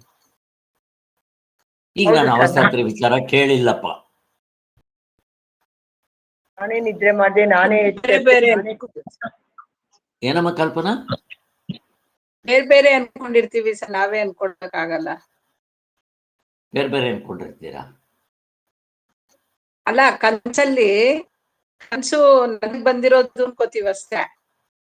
ಎಚ್ಚರನು ನಾನೇ ಅನ್ಭವಿಸ್ತಾ ಇದ್ರೆ ಜೀವಪ್ಪನಿಗೆ ಅಂತ. ಹಂಗಲ್ಲ, ನಾನು ಆತ್ಮಗೀತ್ ಮಾತಾಡ್ತಾ ಇಲ್ಲ. ನಾ ವಿಚಾರ ಕೇಳಕ್ ಮೊದ್ಲು ನಾನು ನಿಮ್ಮನ್ನ ಪ್ರಶ್ನೆ ಕೇಳ್ತೀನಿ. ಎಚ್ಚರದಲ್ಲಿ ಯಾರು ಇದ್ದಿದ್ದು? ಈ ವಿಚಾರಗಳು ಕೇಳಕ್ ಮೊದಲು ಎಚ್ಚರದಲ್ಲಿ ಯಾರಪ್ಪ ಇರೋದು? ನಾ ಪ್ರಶ್ನೆ ಯಾರಿದ್ದು? ಭಿಕ್ಷುಕ. ಅಲ್ಲ, ಇವಾಗಪ್ಪ ನಮಗೆ ಮೊದಲು ವಿಚಾರ ಕೇಳಿರಲ್ಲ ಅಂತ ಇಟ್ಕೊಳ್ರಿ. ಇವಾಗ ನೀವು ಭಿಕ್ಷುಕ ಅಂತ ಇದ್ದೀರಾ. ವಿಚಾರ ಕೇಳಕ್ ಮೊದಲು ನೀವ್ ಯಾರನ್ನೇ ಕೇಳ, ಎಚ್ಚರದಲ್ಲಿ ಯಾರೋ ಇರೋದು? ನಾನೇ ಸ್ವಾಮಿ. ಕನಸಿನಲ್ಲಿ ಯಾರು ಇರ್ತಾರೋ? ನಾನೇ ಸ್ವಾಮಿ. ನಿದ್ದೆಯಲ್ಲಿ ಯಾರು ಇರ್ತಾರೋ? ನಾನೇ ಕಣ ಇರೋದು. ಅವನ ಪ್ರಕಾರ ನಾನು ಅಂತಂದ್ರೆ ಯಾರು? ಪ್ರಶ್ನೆ. ಅಷ್ಟೇ, ಜೀವಪ್ಪ, ದೇಹ. ಇದು ಸಾಮಾನ್ಯವಾಗಿ ಪ್ರತಿಯೊಬ್ರು ಇಟ್ಕೊಂತಾರೆ. ಅವರು ಅದ್ವೈತನೇ ಇಟ್ಕೊಂಡಿರೋದು. ದ್ವೈತ ಏನು ಇಟ್ಕೊಂಡಿಲ್ವಲ್ಲ. ಎಚ್ಚರದಲ್ಲಿ ಬೇರೆ ಇದ್ದಾನೆ, ಕನಸಿನಲ್ಲಿ ಬೇರೆ ಇದ್ದಾನೆ, ನಿದ್ದೆಯಲ್ಲಿ ಬೇರೆ ಇದ್ದಾನೆ. ಅವನೇನು ಹೇಳ್ತಾ ಇಲ್ವಲ್ಲ. ಯಾವ ಅದ್ವೈತ ಕಡಿಮೆ ಸ್ವಾಮಿ ಅವನು? ಹಾಗಾದ್ರೆ ಇದೇ ಸರಿಯಲ್ಲ. ಅದ್ವೈತನೇ ಅವನು ಇಟ್ಕೊಂಡಿರೋದು. ಮೂರಲ್ಲೂ ಬೇರೆ ಬೇರೆ ಮೂರು ಜನ ಇರ್ತೀವಿ ಅಂತಾನೆ ಅವನು. ಇಲ್ಲ, ನಾನೇ ಇರೋದು ಸ್ವಾಮಿ, ಒಬ್ಬನೇ. ಎಚ್ಚರದಲ್ಲೂ ನಾನೇ, ಕನಸಿನಲ್ಲಿ ನಾನೇ, ನಿದ್ದೆಯಲ್ಲಿ ನಾನೇ ಅಂತಾನೆ. ಆದ್ರೆ ಅವನು ಹಾವನ್ನ ನಿಜ ಅಂತ ಅನ್ಕೊಂಡ್ಬಿಟ್ಟಿದ್ದಾನೆ. ಅಂದರೆ ಅವನು ತಿಳ್ಕೊಂಡಿರೋ ನಾನು ಸತ್ಯವಲ್ಲ. ಅದನ್ನು ತೋರಿಸ್ಬೇಕಾಗಿದೆ. ಶಾಸ್ತ್ರ ಆ ಕೆಲಸ ಮಾಡುತ್ತೆ. ನಿಜ, ನಾನು ಒಬ್ಬನೇ ಇರೋದು ಕರೆಕ್ಟು. ಬಟ್ ಆ ವಸ್ತು ಯಾವುದು? ಹಾವ, ಹಗ್ಗವ. ಅವನು ಹಾವು ಅನ್ಕೊಂಡಿದ್ದಾನೆ. ಅಂದ್ರೆ ಈ ಶರೀರವೇ ಸತ್ಯ ಅನ್ಕೊಂಡಿದ್ದಾನೆ. ಇದೇ ಕನಸಿನಲ್ಲಿ, ಇದೇ ನಿದ್ದೆಯಲ್ಲಿ, ಎದ್ದ ಮೇಲೆ ನಾನೇ ಎದ್ದು ಬರ್ತೀನಿ ಅನ್ಕೊಂಡಿದ್ದಾನೆ. ಎಷ್ಟು ವ್ಯತ್ಯಾಸ ಇದೆ ನೋಡಿ. ಅದನ್ನು ಹೇಳ್ತಾ ಇದ್ದಾರೆ. ಹಾಗೆ ನಾವು ಶಾಸ್ತ್ರದ ವಿಚಾರ ಎಲ್ಲ ವಿಚಾರ ಮಾಡಿದಾಗ ಪೂರ್ತಿ ಪ್ಲೇಟೇ ರಿವರ್ಸ್ ಆಗ್ಬಿಡುತ್ತೆ ಅಂತಾರಲ್ಲ ಹಾಗೆ. ಓಕೆ, ಈಗ ನೆಕ್ಸ್ಟ್ ಇದಕ್ಕೆ ಹೋಗೋಣ ನಾವು.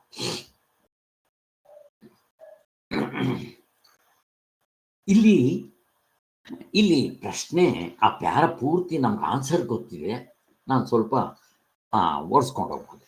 ಇದು ಫಸ್ಟೇ ಪ್ರಶ್ನೆ ಕೇಳಿದೆ. ಈಗ ಕಲ್ಪನಾ ನೀವೇ ಹೇಳಿ ಅಮ್ಮ, ಅವಸ್ಥೆಗಳು ಎಷ್ಟು ಕೌಂಟ್ ಮಾಡಿ ಹೇಳಕ್ ಬರುತ್ತಾ? ಇಲ್ಲ ಸರ್, ಒಂದೇ ಸರ್ ಇರೋದು. ಅವಸ್ಥೆ ಒಂದಿದೆಯೇನೋ? ಯಾವ್ದಿದೆ? ಯಾವುದೂ ಇಲ್ಲ ಸರ್, ಒಂದಿದ್ದಾಗ ಒಂದಿರಲ್ಲ, ಅವಸ್ಥೆನೇ ಇಲ್ಲ. ಮತ್ ಒಂದಿದೆ ಅಂತಂದ್ಮೇಲೆ ಒಂದಿರ್ಬೇಕಲ್ಲ? ಇಲ್ಲ ಸರ್. ಆತ್ಮನ ದೃಷ್ಟಿಯಿಂದ ನೋಡಿದ್ರೆ ಇಲ್ಲ, ನಿರವಸ್ಥ ಅಂತ ಅದಕ್ಕೆ ನಿರವಸ್ಥ. ನಿರವಸ್ಥ ಆತ್ಮನಿಗೇನು ಅವಸ್ಥೆಗಳಿಲ್ಲ. ಈಗ ನಾವು ಮೊದಲು ಯಾರನ್ನೇ ಕೇಳಿದ್ರು ಅಷ್ಟೆಲ್ಲ ಯಾಕೆ, ಶಾಸ್ತ್ರದಲ್ಲೂ ಕೂಡ ಅವಸ್ಥೆಗಳು ಎಚ್ಚರ, ಕನಸು, ನಿದ್ದೆ, ಅಂತರ್ಪ್ರಜ್ಞಾ, ಬಹಿಷ್ಪ್ರಜ್ಞಾ, ಪ್ರಜ್ಞಾನ ಘನ 3 ಹೇಳ್ತಾ ಇದೆಯಲ್ಲ ಸ್ವಾಮಿ ಅಂತ ಈ ಪ್ರಶ್ನೆ ಬರುತ್ತೆ. ಇಲ್ಲಿ ಯಾಕೆ ಎತ್ತಿದ್ರಿ ಪ್ರಶ್ನೆ ಅಂತಂದ್ರೆ, ಇಲ್ಲಿ ನೀವು ಈಗ ಪ್ರಶ್ನೆ ಅವಸ್ಥೆಗಳನ್ನ ನಾವು ಎಣ್ಸಕ್ ಬರಲ್ಲ. ಯಾಕೆ ಎಣ್ಸಕ್ ಬರಲ್ಲ? ಪ್ರಶ್ನೆ ಕೇಳ್ತಾ ಇದ್ದೀವಿ. ಅದು ಇವಾಗ ನೀವು ಒಂದಿದ್ದಾಗ ಹೇಳುವಾಗ ಒಂದಿರಲ್ಲ ಸರ್. ಅಷ್ಟೇ, ಒಂದಿದ್ದಾಗ ಒಂದಿರೋದಿಲ್ಲ. ನೆಕ್ಸ್ಟ್ ಇನ್ಯಾರಾದ್ರೂ ಆ್ಯಡ್ ಮಾಡಿ ಪಾಯಿಂಟ್ಗಳನ್ನ.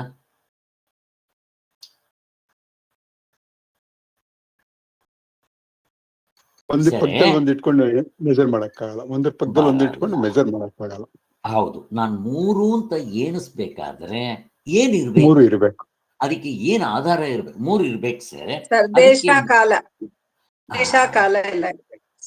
ದೇಶ ಕಾಲ ಅಷ್ಟಿದ್ರೆ ಸಾಕ? ದೇಶ ಕಾಲ ಕಾರ್ಯ ಕಾರಣ ಭಾವ.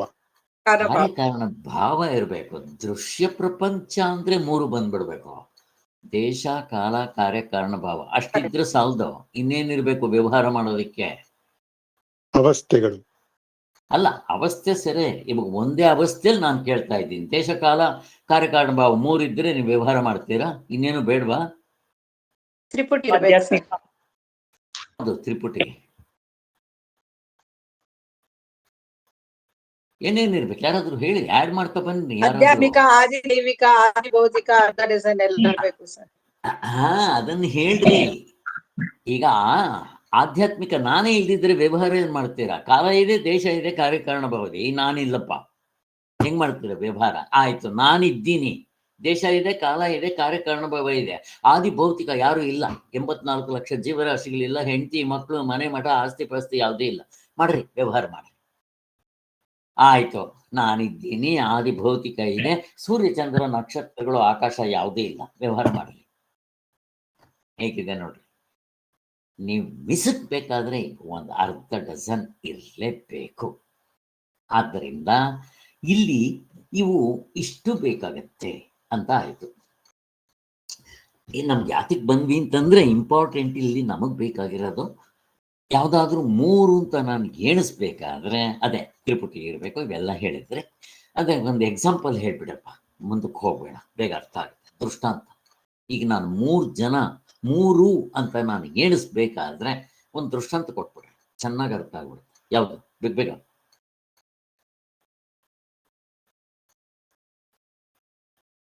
ಯಾರಾದ್ರು ಬೇಗ. ಕಷ್ಟ ಇದೆಯಾ? ದೃಷ್ಟಾಂತ ಜ್ಞಾಪಕ ಬರ್ತಾ ಇಲ್ವಾ? ಓಕೆ, ಈಗ ಕನಸನ್ನು ಎಣ್ಸಕ್ ಬರಲ್ಲ ಅಂತಂದ್ರೆ, ಎಣ್ಸಕ್ ಬರೋಂಥದ್ದನ್ನು ಒಂದು ಕೊಡ್ರಿ. ನಮ್ಮ ಮನೆಗೆ ಯಾರೋ ನೆಂಟರು ಬಂದಿರ್ತಾರೆ, ಜ್ಞಾಪಕ ಬಂತ ಯಾರಿಗಾದ್ರು? ಹಲೋ, ನಿಮ್ಗೆ ಕೇಳಿಸ್ತಾ ಇದೆಯಲ್ವಾ? ಅಲ್ಲ, ಅಲ್ಲಿ ಮಕ್ಕಳಿದ್ರೆ ಅವರು ದೊಡ್ಡ ಮಗ ಚಿಕ್ಕ ಮಗ ಅಂತ ಹೇಳ್ತೀವಿ ಸರ್. ಅವ್ರ ಹೆಸರು ಅವಾಗ ಎಣ್ಸ್ ತೋರಿಸ್ತೀವಿ ಅಲ್ವಾ? ಕರೆಕ್ಟ್ ಅಲ್ವಾ? ಹಂಗೆ ನಾನು ಎಣಿಸ್ಬೇಕು. ಈಗ ರಾಮ, ಇವನ್ ನನ್ನ ಮೊದಲನೇ ಮಗ, ಅವನ್ ಬೆನ್ನಿಂದಗಡೆ ಹೊಡಿತೀನಿ. ಎರಡನೇ ಅವನು ಕೃಷ್ಣ ಬಾರ ಅಂತೀನಿ, ಅವನ್ ಬೆನ್ನಿಂದಗಡೆ ಹೊಡೆದು ಅದ್ರ ಪಕ್ಕದಲ್ಲಿ ನಿಲ್ಲಿಸ್ತೇನೆ. ದೇಶ ಬೇರೆ ಆಯ್ತು. ಅದೇ ಅವನ್ ಮೇಲೆ ನಿಲ್ಸಕ್ ಬರಲ್ಲ, ಪಕ್ಕದಲ್ಲಿ ನಿಲ್ಸ್ಬೇಕು. ದೇಶ ಬೇರೆ ಆಯ್ತು, ಕಾಲ ಒಂದೇ. ಕಾಲನೂ ಅಷ್ಟೇ, 1 ಸೆಕೆಂಡು ಆಗೋಯ್ತಲ್ಲಿ. ಕಾಲ ಮುಂದಕ್ಕೆ ಹೋಗ್ಬಿಟ್ಟಿದೆ, ಕಾಲವೂ ಬೇರೆ, ದೇಶ ಬೇರೆ. ಇನ್ನೊಬ್ಬನ್ ಕರಿತೀನಿ, ಗೋವಿಂದ ಅಂತ, ಬಾರ ಅವನಿಗೆ ಬೆನ್ನಿಂದ ಹೊಡೆದು ಅಲ್ಲಿ ಪಕ್ಕದಲ್ಲಿ ನಿಲ್ಲಿಸ್ತೇನೆ. ಅಲ್ಲಿಗೆ ಕಾಲ ದೇಶ ಕಾರ್ಯಕಾರಣ ಭಾವ ಒಂದೇ. ನಾನೇ ನನ್ನ ಮಕ್ಕಳೇ ಇವರು, ಕಾರಣ ನಾನೇ, ಇವರು ಕಾರ್ಯ ಅಂತ 3 ಜನ ನಾನು ಗುರ್ತು ಮಾಡಿಸ್ಕೊಡ್ತೀನಿ. ಎಲ್ಲಿ ನೀವು ಅವಸ್ಥೆಗಳನ್ನ ತೋರಿಸ್ರಿ. ಸ್ವಾಮಿ ಎಚ್ಚರ ಕರೆಕ್ಟ್. ಈಗ ಕನಸು, ಎಚ್ಚರ ಪಕ್ಕದಲ್ಲಿ ನೀವು ಕನಸು ಇಡಬೇಕು. ಇಡ್ತೀರಾ? ಇಡಕ್ ಬರುತ್ತಾ? ಬರಲ್ಲ. ಆದ್ರಿಂದ ಎಣ್ಸಕ್ ಬರಲ್ಲ. ನೆಕ್ಸ್ಟ್ ಇನ್ನೊಂದು ಪ್ರಶ್ನೆ, ಪ್ರಪಂಚದಲ್ಲಿ ನೀವಿದ್ದೀರಾ, ನಿಮ್ಮಲ್ಲಿ ಪ್ರಪಂಚ ಇದೆಯಾ? ನಮ್ಮಲ್ಲಿ ಪ್ರಪಂಚ ಇದೆ ಸರ್. ನಮ್ಮಲ್ಲಿ ಪ್ರಪಂಚ ಇದೆ ಸರ್. ಇಲ್ಲಿ ನಮ್ಮಲ್ಲಿ ಅಂದ್ರೆ ನಾನ್ ಯಾವ್ದನ್ ತಗೋಬೇಕು? ನಾನು ಅಂದ್ರೆ ಆತ್ಮ. ಆತ್ಮ ಸರ್. ಆತ್ಮ ಅಂತ ತಗೋಬೇಕು. ಪ್ರಪಂಚದಲ್ಲಿ ನಾನಿದ್ದೀನಿ ಅಂತ ತಗೊಳಕ್ ಬರಲ್ವಾ? ಆಗಲ್ಲ ಸರ್. ಯಾರಾದ್ರೂ ಆಡ್ ಮಾಡಿ. ಮೊದ್ಲೆಲ್ಲ ನಾವೇನ್ ಅನ್ಕೊಂಡಿರ್ತೀವಿ? ನೀವು ಮೊದ್ಲು ಇದನ್ನ ಕೇಳಕ್ ಮೊದ್ಲು ನನ್ನಲ್ಲಿ ಪ್ರಪಂಚ ಇದೆ ಅಂತ ಹೇಳ್ತಾ ಇದ್ರ? ಏನ್ ಹೇಳ್ತಾ ಇಲ್ಲ, ಇದ್ರಿ? ಪ್ರಪಂಚದಲ್ಲಿ ನಾನಿದ್ದೆ ಅನ್ಕೋತಿದ್ವಿ ಸರ್. ಅವಾಗ ನಾನಂದ್ರೆ ಯಾವುದು? ಅಜೀವಪ್ಪ, ಡೂಪ್ಲಿಕೇಟ್. ಅಷ್ಟೇ ಬೇಕಾಗಿ ನೀವು 2 ದೃಷ್ಟಿಯಿಂದಲೂ ಹೇಳ್ಬೋದು ಆನ್ಸರ್. ಒಂದು, ಮೊದಲು ನಮಗ್ ಗೊತ್ತಿರೋದು ಜೀವಪ್ಪನ ದೃಷ್ಟಿಯಿಂದ ಪ್ರಪಂಚದಲ್ಲಿ ನಾನಿದ್ದೀನಿ. ಪ್ರಪಂಚದಲ್ಲಿ ನಾನಿದ್ದೀನಿ ಅಂದ್ರೆ ಅರ್ಥ ಏನ್ ಹೇಳ್ರಿ? ಯಾರಾದ್ರೂ ಬೇಗ ಎಕ್ಸ್ಪ್ಲೈನ್ ಮಾಡ್ಬೇಕು. ಹಲೋ, ಯಾರಾದ್ರೂ ಎಕ್ಸ್ಪ್ಲೈನ್ ಮಾಡಿ. ಹಲೋ ಶ್ರೀಧರ್ ಅವರೇ, ಕೃಷ್ಣವೇಣಿ ಅವರೇ. ಒಂದು ವ್ಯವಹಾರ ದೃಷ್ಟಿಯಿಂದ ಹೇಳ್ತೀವಿ, ಒಂದು ಪಾರಮಾರ್ಥಿಕ ದೃಷ್ಟಿಯಿಂದ. ಆತ್ಮನ್ಗೆ ಯಾವುದು ಇಲ್ವಲ್ಲ, ಅವಸ್ಥೆ ಇಲ್ವಲ್ಲ. ಓಕೆ. ಅಲ್ಲಿ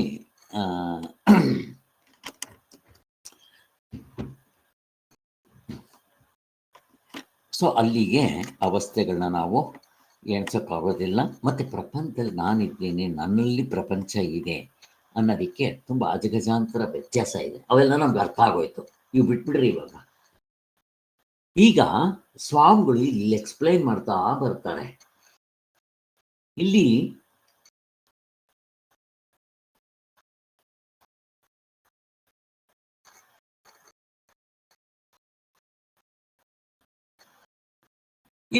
ಸ್ವಾಮಿಗಳು ಒಂದು ಎಕ್ಸಾಂಪಲ್ ಕೊಡ್ತಾರೆ. 3 ಎಂದು ಭಾವಿಸುವುದು ತಪ್ಪು ಅಂತ. ಒಂದರ ಹಿಂದೊಂದು ಬರುತ್ತಿಲ್ಲ, ಒಂದರ ಪಕ್ಕದಲ್ಲೊಂದು ತೋರ್ತಾ ಇಲ್ಲ, ಆದ್ದರಿಂದ ಅವನ್ನ 3 ಅಂತ ಭಾವಿಸೋದು ತಪ್ಪು. ಗಡಿಯಾರು ಅದೊಂದು ಎಕ್ಸಾಂಪಲ್ ಕೊಡ್ತಾರೆ, ಗಡಿಯಾರದ್ದು. ಯಾರಿಗಾದ್ರೂ ಹೇಳಕ್ ಬರುತ್ತಾ? ಓದಿದ್ದೀರಾ? ಇವಾಗ ಗಡಿಯಾರ ಒಂದ್ ಗಂಟೆ ಅಂತ ಹೊಡೆಯುತ್ತೆ, ಆಮೇಲೆ 2 ಗಂಟೆ ಅಂತ ಹೊಡೆಯುತ್ತೆ, 3 ಗಂಟೆ ಅಂತ ಹೊಡೆಯುತ್ತೆ. ಅದು ಗಂಟೆ ಸದ್ದು ಒಂದೇ ಕಾಲ ಪ್ರವಾಹದಲ್ಲಿ ಬರ್ತಾ ಇರ್ತೈತೆ. ಅವಾಗ ಅದನ್ನ ಎಣಿಸ್ಬೋದು ನಾವು. ಅದಕ್ಕೆ ಆಧಾರವಾಗಿ ಒಂದೇ ಕಾಲ ಪ್ರವಾಹ ಇದೆ ಅಲ್ಲಿ. ಅಲ್ಲಿಗೆ ಗಡಿಯಾರ ಬೇರೆ, ನಾನು ಗಡಿಯಾರವನ್ನ ಓಡಿದಾಗ ಬೇರೆ ಇರುತ್ತೆ, ನಾನು ಬೇರೆ ಇರ್ತೀನಿ. ಈಗ ಅವಸ್ಥೆ ಕೂಡ ಬೇರೆನೆ. ಹೇಗೆ? ಇಲ್ಲೇನು ಹೇಳ್ತೀರಾ? ಅಲ್ಲಿ ಗಡಿಯಾರ ಬೇರೆ ಇರುತ್ತೆ, ನಾನು ಬೇರೆ ಇರ್ತೇನೆ. ಕೌಂಟ್ ಮಾಡೋದಕ್ಕೆ ಹೇಳ್ತೀನಿ. 1 ಗಂಟೆ ಹೊಡೀತು, 2ನೇ ಗಂಟೆ ಹೊಡೀತು, 3ನೇ ಗಂಟೆ ಹೊಡೀತು, ಎಷ್ಟು ಬೇಕಾದ್ರೂ ಹೇಳ್ತೀನಿ, 12ರವರೆಗೂ. ಈಗ ಇಲ್ಲಿ ಅವಸ್ಥೆಗಳ ಹೆಂಗೆ? ಇಲ್ಲಿ ಏನಂಗೆ ಎಚ್ಚರ, ಇವಾಗ ಎಚ್ಚರವಾಗಿದ್ದೀನಿ ಅಂತೀವಿ, ಮಲ್ಕೊಂಡ್ಮೇಲೆ ಈಗ ಕನ್ಸಿಗೆ ಹೋಗಿದ್ದೆ ಅಂತೀವಿ. ಅದೇ ತರ ನಮ್ಗೆ ಅದು ನಮ್ಗಿಂತ ಬೇರೆಯಾಗೆ ತೋರ್ತಾ ಇರುತ್ತೆ ನಮ್ಗೆ. ಆದ್ರೆ ನಮ್ಗೆ ಈ ಶಾಸ್ತ್ರ ತೋರ್ಸೋ ತನಕ ಗೊತ್ತಾಗೋದಿಲ್ಲ ಸರ್. ಆಯ್ತು, ನಿಮ್ಗೆ ಶಾಸ್ತ್ರ ತೋರಿಸ್ತು, ಆಮೇಲೇನು? ನನಗಿಂತ ಅವಸ್ಥೆಗಳು ನಾನೇ ಅವಸ್ಥೆಯಾಗಿದ್ದೀನಿ. ಅವಸ್ಥೆ ಬೇರೆ ಇಲ್ಲ. ಇಲ್ಲಿ ನನಗಿಂತ ಗಡಿಯಾರ ಬೇರೆ, ನಾನ್ ಬೇರೆ, ಗಡಿಯಾರ ಬೇರೆ. ಇಲ್ಲಿ ಅವಸ್ಥೆಗಳು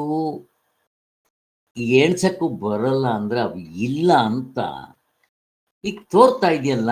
ಮತ್ತೇನ್ ಮಾಡ್ತೀರಾ? ಹಾವು ತೋರ್ತಾ ಇದೆಯಲ್ಲ, ಯಾವ್ದು ತೋರ್ತಾ ಇರೋದು? ಅವಸ್ಥೆಗಳು ತೋರ್ತಾ ಇದ್ದಾವೆ, ಸತ್ಯ ಅಲ್ಲ. ಹಗ್ಗವೇ ಹಾವಾಗಿ ತೋರ್ತಾ ಇದೆಯೋ ಹಾಗೆ ನಾನೇ ಅವಸ್ಥೆಯಾಗಿ ತೋರ್ತಾ ಇದ್ದೀನಿ. ಎರಡಿಲ್ಲ ಅಲ್ಲಿ. ಚಿನ್ನವೇ ಒಡವೆ ಆಗಿ ತೋರ್ತಾ ಇದೆ, ಮಣ್ಣೆ ಮಡಕೆ ಆಗಿ ತೋರ್ತಾ ಇದೆ. ನಾನೇ ಅವಸ್ಥೆಯಾಗಿ ತೋರ್ತಾ ಇದ್ದೀನಿ, ಅವಸ್ಥೆ ಒಳಗಡೆ ಇರೋ ಅರ್ಧ ಡಜನ್ ಆಗಿ ತೋರ್ತಾ ಇದ್ದೀನಿ. ಈಗ ಚಿಂತೆ ಮಾಡಬೇಕು, ಅದು ಇಂಪಾರ್ಟೆಂಟ್. ಆದ್ದರಿಂದ ಇಲ್ಲಿ ಪರಮಾರ್ಥ ಚಿಂತಾಮಣಿಯಲ್ಲಿ ಸ್ವಾಮಿಗಳು ಬೇರೆ ಒಂದು ಎಕ್ಸಾಂಪಲ್ ಕೊಟ್ಟಿದ್ದಾರೆ. ಬೆಳಗ್ಗೆ 7 ಗಂಟೆಗೆ ಮಳೆ ಆಯಿತು, ಅದು ಅದು ಎಲ್ಲ ಒಂದೇ. ಸೊ ಅಲ್ಲಿಗೆ ನಮ್ಗೆ ಇದು ಸ್ಪಷ್ಟವಾಗಿ ಅರ್ಥ ಆಯಿತು. ಅಲ್ಲಿಗೆ 2, 3 ಅಂತ ಎಣಿಸಕ್ ಬರಲ್ಲ ಅಂತ ಆಯಿತು. ಇನ್ನು ಒಂದು, ಈಗ ಎಚ್ಚರದಲ್ಲಿ ಯಾವ ಕಾಲ ಇದೆ, ಕನಸಿನಲ್ಲಿ ಯಾವ ಕಾಲ ಇದೆ, ನಿದ್ದೆಯಲ್ಲಿ ಯಾವ ಕಾಲ ಇದೆ, ಒಳಗಡೆನೆ ನೋಡೋಣ. ಯಾವ ಕಾಲ ಇದೆ? ಬೇರೆ ಬೇರೆ ಕಾಲ ಸರ್. ಬೇರೆ ಬೇರೆ ಕಾಲ. ಹಾಗೆ ಹಾಗೆ ಅದು ಒಂದು ಪಾಯಿಂಟ್ ಗೊತ್ತು ನಮಗೆ. ಅವಸ್ಥೆಗಳು 3ಕ್ಕೆ ಆಧಾರವಾಗಿ ಕಾಲಪ್ರಭಾವ ಒಂದೇ ಇರೋದಿಲ್ಲ. ಆ ಮಕ್ಕಳನ್ನ ನಾವು ತೋರಿಸೋದು, ನನ್ನ ಮಕ್ಕಳನ್ನ ಅಲ್ಲಿ ಅದು ಎಣ್ಸಕ್ಕಾಗೋದಿಲ್ಲ. ಇಷ್ಟು ಆಗೋಯ್ತು ಬಿಡ್ರಿ, ನಮಗೆ ಇಷ್ಟು ಆಯಿತು, ಓಕೆ. ಹೀಗೆಯೇ ನೆಕ್ಸ್ಟ್ ನಾನು ಈ ಪ್ಯಾರಾಗೆ ಹೋಗ್ತಾ ಇದ್ದೀನಿ, 57ನೇ ಪೇಜ್ನಲ್ಲಿ ಲಾಸ್ಟ್ ಪ್ಯಾರ. ಹೀಗೆಯೇ ಅವನೇ ನಾನು ಎಂದು ನೆನಪಿನಿಂದ, ಇಲ್ಲಿ ತುಂಬ ಇಂಪಾರ್ಟೆಂಟು, ನಿನ್ನೆ ಆಗಿದೆ, ಇನ್ನೊಂದು ಸರಿ ಡಿಸ್ಕಸ್ ಮಾಡೋಣ. ಇಲ್ಲಿ ಅವನೇ ನಾನು ಎಂದು ನೆನಪಿನಿಂದ ತನ್ನನ್ನು ಗುರುತಿಸಿಕೊಳ್ತೇವೆ ಎಂಬುದು ಅನುಭವದ ಸಮ್ಮತವಲ್ಲವೆಂದು ವಿಚಾರದಿಂದ ನಿಶ್ಚಯವಾಗುತ್ತೆ. ಈಗ ನನ್ನ ಪ್ರಶ್ನೆ, ಕನಸಿನಿಂದ ಕನಸು ಬಿದ್ದಿತ್ತು ಅಂತಾನೆ, ಅಲ್ಲಿ ಏನೋ ಹೆದರ್ಕೊಂಡಿರ್ತಾನೆ. ಅವನು ಎದ್ದ ಮೇಲೆ ಆ ತಾಯಿ ಕೇಳ್ತಾಳೆ, ಕನಸು ಹೆಂಗಾಯ್ತು, ಏನಾಯ್ತು ಹೇಳ್ರು ಅಂತ. ಅವನು ನಾಲ್ಕು ಮಾಡ್ಕೊಂಡು ಟಕ ಟಕ ಟಕ ಟಕ ಹೇಳ್ತಾನೆ. ನಿದ್ದೆಯಲ್ಲಿ ಪ್ರಶ್ನೆ ಕೇಳ್ರಿ, ಟಕ ಟಕ ಹೇಳ್ತೀವಿ, ಏನಪ್ಪ ಅಲ್ಲಿ ಇವು ಯಾವುದಾದ್ರೂ ಬಂದಿತ್ತ, ಅವಸ್ಥೆ ಬಂದಿತ್ತ, ಅವಸ್ಥೆ ಒಳಗಡೆ ಅರ್ಧಡೋದು ಬಂದಿರಲಿಲ್ಲ, ಟಕ್ಕಂತ ಇಮಿಡಿಯೇಟ್ ರಿಸಲ್ಟ್, ತಪ್ಪಾಗಕ್ಕೆ ಸಾಧ್ಯನೇ ಇಲ್ಲ. ಈಗ ಇದನ್ನು ಏನಂತ ಕರಿತೀವಿ ನಾವು? ಸ್ಮೃತಿ ಅಂತ ಕರಿತೀವಿ. ಇದು ಸ್ಮೃತಿ ಅಂತ ನಾವು ಕರೀಬಹುದಾ ಅಂತ ಪ್ರಶ್ನೆ. ಯಾರಾದರೂ ಇದಕ್ಕೆ ಎಕ್ಸ್ಪ್ಲನೇಷನ್ ಕೊಡ್ತೀರಾ? ಅಂತ ಕರೆಯಕ್ ಆಗೋದಿಲ್ಲ ಸರ್. ಶ್ರೀಧರ್ ಅವರೇ, ಶ್ರೀಧರ್ ಹೇಳಿ ಸರ್. ಇಲ್ಲ ಸರ್, ಯಾಕೆಂದ್ರೆ ಸ್ಮೃತಿ ಅಂದ್ರೆ ಅನುಭವಕ್ಕೆ ಬಂದಿರ್ಬೇಕು. ಒಂದೇ ಕಾಲ ಪ್ರವಾಹದಲ್ಲಿ ಅನುಭವಕ್ಕೆ ಬಂದಿರೋದನ್ನ ಸ್ಮೃತಿ ಅನ್ಬೋದು. ಬೆಳಿಗ್ಗೆ ಊಟ ಮಾಡಿದೆ, ಹಸುವಾಗಿದೆ, ಈಗ ಊಟ ಮಾಡ್ತೀನಿ ಅಂತ ಹೇಳ್ಬಿಟ್ಟು ಅದನ್ನ ನೆನಪು ಮಾಡ್ಕೊಂಡು ಹೇಳ್ಬೋದು, ಬೆಳಿಗ್ಗೆ ಊಟ ಮಾಡಿದೆ ಅದಂತ. ಒಂದೇ ಕಾಲ ಪ್ರವಾಹದಲ್ಲಿ ಅದನ್ನ ಸ್ಮೃತಿ ಅನ್ಬೋದು ಅಷ್ಟೇ. ಯಾಕಂದ್ರೆ ಅನುಭವ ಇದೆ, ಇಲ್ಲೇ ಇದೆ, ಒಂದೇ ಕಾಲದಲ್ಲಿ ಅನುಭವ ಆಗ್ತಾ ಇದೆ ಅದನ್ನ. ಅದಕ್ಕೆ ಇನ್ಯಾರಾದರೂ ಪಾಯಿಂಟ್ಸ್ ಸೇರ್ಸಂಗಿದ್ರೆ ಸೇರ್ಸ್ರಿ, ಕರೆಕ್ಟ್. ಇನ್ಯಾರಾದರೂ ಹೇಳಂಗಿದ್ರೆ ಹೇಳ್ರಿ ಅದ್ರ ಬಗ್ಗೆ. ಸ್ಮೃತಿ ಸ್ಮೃತಿ ಅಂತ ಆಗೋದಿಲ್ಲ, ಒಂದೇ ಕಾಲ ಪ್ರವಾಹ ಇಲ್ಲ. ಕನಸಿನದ್ದೇ ಕಾಲ ಬೇರೆ, ಎಚ್ಚರದ್ದೇ ಕಾಲ ಬೇರೆ, ಗಾರ್ಡನ್ ಇದ್ರೆ ಕಾಲನೇ ಇರ್ಲಿಲ್ಲ. ಅದರಿಂದ ಇದು ಹೇಳಕ್ ಆಗೋದಿಲ್ಲ ಸ್ಮೃತಿ ಅಂತ. ನಮ್ಗೆ ಅದೇ ಪಾಯಿಂಟೇ ಬೇಕಾಗಿರೋದು. ಈಗ ಎಚ್ಚರಿಕೆಯಲ್ಲಿ ನಾವು ಸ್ಮೃತಿ ಅಂತ ಕರೆದು ಬಿಡ್ತೀವಲ್ಲ, ಅಲ್ಲಿ ಏನೇನಿರುತ್ತೆ? ನಾನು ಸ್ಮೃತಿ ಅಂತ ಕರಿಬೇಕಾದ್ರೆ, ಇವಾಗ ಅವರು ಹೇಳಿದ್ರಲ್ಲ, ಬೆಳಿಗ್ಗೆ ನಾನು ಟಿಫನ್ ಮಾಡಿದ್ದೇನೆ, ಮಧ್ಯಾಹ್ನ ಹೊಟ್ಟೆ ಹಸ್ವಾಗುತ್ತೆ, ಊಟ ಮಾಡ್ತೇನೆ. ಯಾಕೆ? ಬೆಳಗ್ಗೆ ಟಿಫನ್ ಮಾಡಿದ್ದೀನಿ ಅಂತ ನಂಗೆ ನೆನಪಿರುತ್ತೆ, ಅದೊಂದು ಸ್ಮೃತಿ. ತಿರ್ಗಾ ರಾತ್ರಿ ತಿರ್ಗಾ ಊಟ ಮಾಡ್ತೀನಿ, ಬೆಳಿಗ್ಗೆ ಊಟ ಟಿಫನ್ ಮಾಡಿದೆ, ಮಧ್ಯಾಹ್ನ ಊಟ ಮಾಡಿದೆ, ಏನೇನು ಮಾಡಿದೆ ಎಲ್ಲ ಹೇಳ್ತೀನಿ, ಇದು ಸ್ಮೃತಿ. ರಾತ್ರಿಗೆ ತಿರ್ಗಾ ಅವ್ರು ಕೇಳಿದ್ರೆ ಬೆಳಿಗ್ಗೆ ಏನು ತಿಂಡಿ ತಿಂದ್ರಿ ಹೇಳ್ತಾರೆ, ಮಧ್ಯಾಹ್ನ ಏನು ತಿಂದ್ರಿ ಊಟ ಹೇಳ್ತಾರೆ, ನಾರ್ತೀನಿ ಅನ್ನೋ ಏನು. ಹೀಗೆ ಸ್ಮೃತಿ. ಈ ಸ್ಮೃತಿ ಹೇಳುವಾಗ ಇದನ್ನ ನೆನಪು ಅಂತ ಕರಿಬೋದು. ಈಗ ನೀವು ಕನಸಿನಿಂದ ಬಂದು ಅವ್ರ ತಾಯಿ ಕನಸನ್ನು ಹೇಳೋ ಅಂದಾಗ, ನಿದ್ದೆಯನ್ನು ಹೇಳು ಅಂದಾಗ ಟಕಟಕ ಅವನು ಹೇಳ್ತಾನೆ, ಇದು ಸ್ಮೃತಿ ಅಂತ ಕರಿತೀವಲ್ಲ, ಕರಿಬಹುದಾ ಅಂತ. ಸ್ಮೃತಿ ಅಲ್ಲ, ಸ್ಮೃತಿ ಇವನೆಲ್ಲ ಹೇಳೋದು. ಆ ಕನಸು ನೋಡ್ದವನ್ ಹೇಳ್ತಾ ಇದ್ದಾನೆ, ಇವನ್ ಅನ್ಕೊಂತಲ್ಲ ನಾನೇ ಹೇಳ್ತಾ ಇದ್ದೀನಿ ಅಂತ. ಕನಸು ನೋಡ್ದವನ್ ಹೇಳ್ತಿದ್ದಾನೆ. ಆಮೇಲಿಂದ ಸುಷುಪ್ತಿನ ನೋಡ್ದವನ್ ಹೇಳ್ತಾನೆ, ಇವನು ಹೇಳ್ತಾ ಇಲ್ಲ, ಅವರು ಹೇಳ್ತಾ ಇರೋದು. ಹಾಗಾದ್ರೆ ಎಚ್ಚರವನ್ನು ನೋಡ್ದವನ್ ಬೇರೆ, ಕನಸನ್ನು ನೋಡ್ದ ಬೇರೆ, ನಿದ್ದೆ ನೋಡ್ದವನ್ ಬೇರೆ ಬೇರೆನಾ?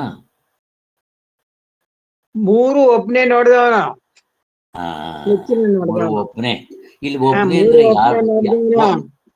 ಇಲ್ಲಿ ಎಚ್ಚರದವನ್ ಏನ್ ಮಾಡ್ತಾನೆ, ನಾನೇ ನೋಡಿದೀನಿ ಅಂತ ಹೇಳ್ಬಿಟ್ಟು ಇವನ್ಗೆ ಇಲ್ಲಿ ಕನ್ಫ್ಯೂಷನ್ ಆಗಿದೆ. ಇಲ್ಲಿ ಇವನ್ ಇರೋದಿಲ್ವಲ್ಲ, ಇಲ್ಲಿ ಹೇಳ್ತಾ ಇರೋನು ಇವನು.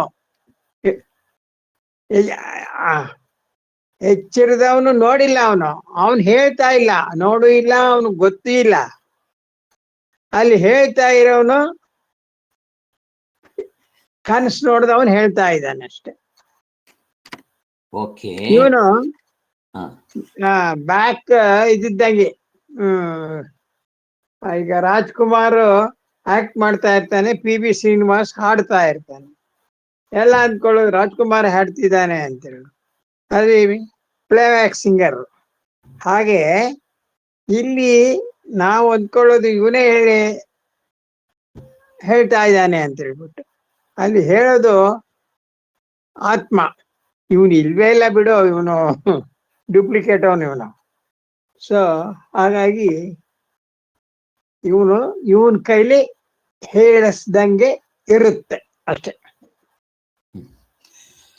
ಸೊ ಇನ್ಯಾರಾದ್ರೂ ಅದನ್ನ ಸ್ವಲ್ಪ ಏನಾದ್ರು ಆಡ್ ಮಾಡ್ತೀರಾ? ಬೇರೆ ತರ ಏನಾದ್ರು ನಿಮ್ಗೆ ಆತ್ಮನೇ ಗೊತ್ತಿರೋ ಇದ್ದಾನೆ, ಆತ್ಮನಲ್ಲೇ ಇರೋದು 3 ಅವಸ್ಥೆಗಳು. ಆದ್ರೆ ಈ ಎಚ್ಚರದ ಇವನು ಆ ವೇಷ ಹಾಕೊಂಡು ಹೇಳ್ತಾ ಇದ್ದಾನೆ ಅಂತ ನೀವ್ ಹೇಳ್ತಾ ಇರ್ತೀರಲ್ಲ ಸರ್.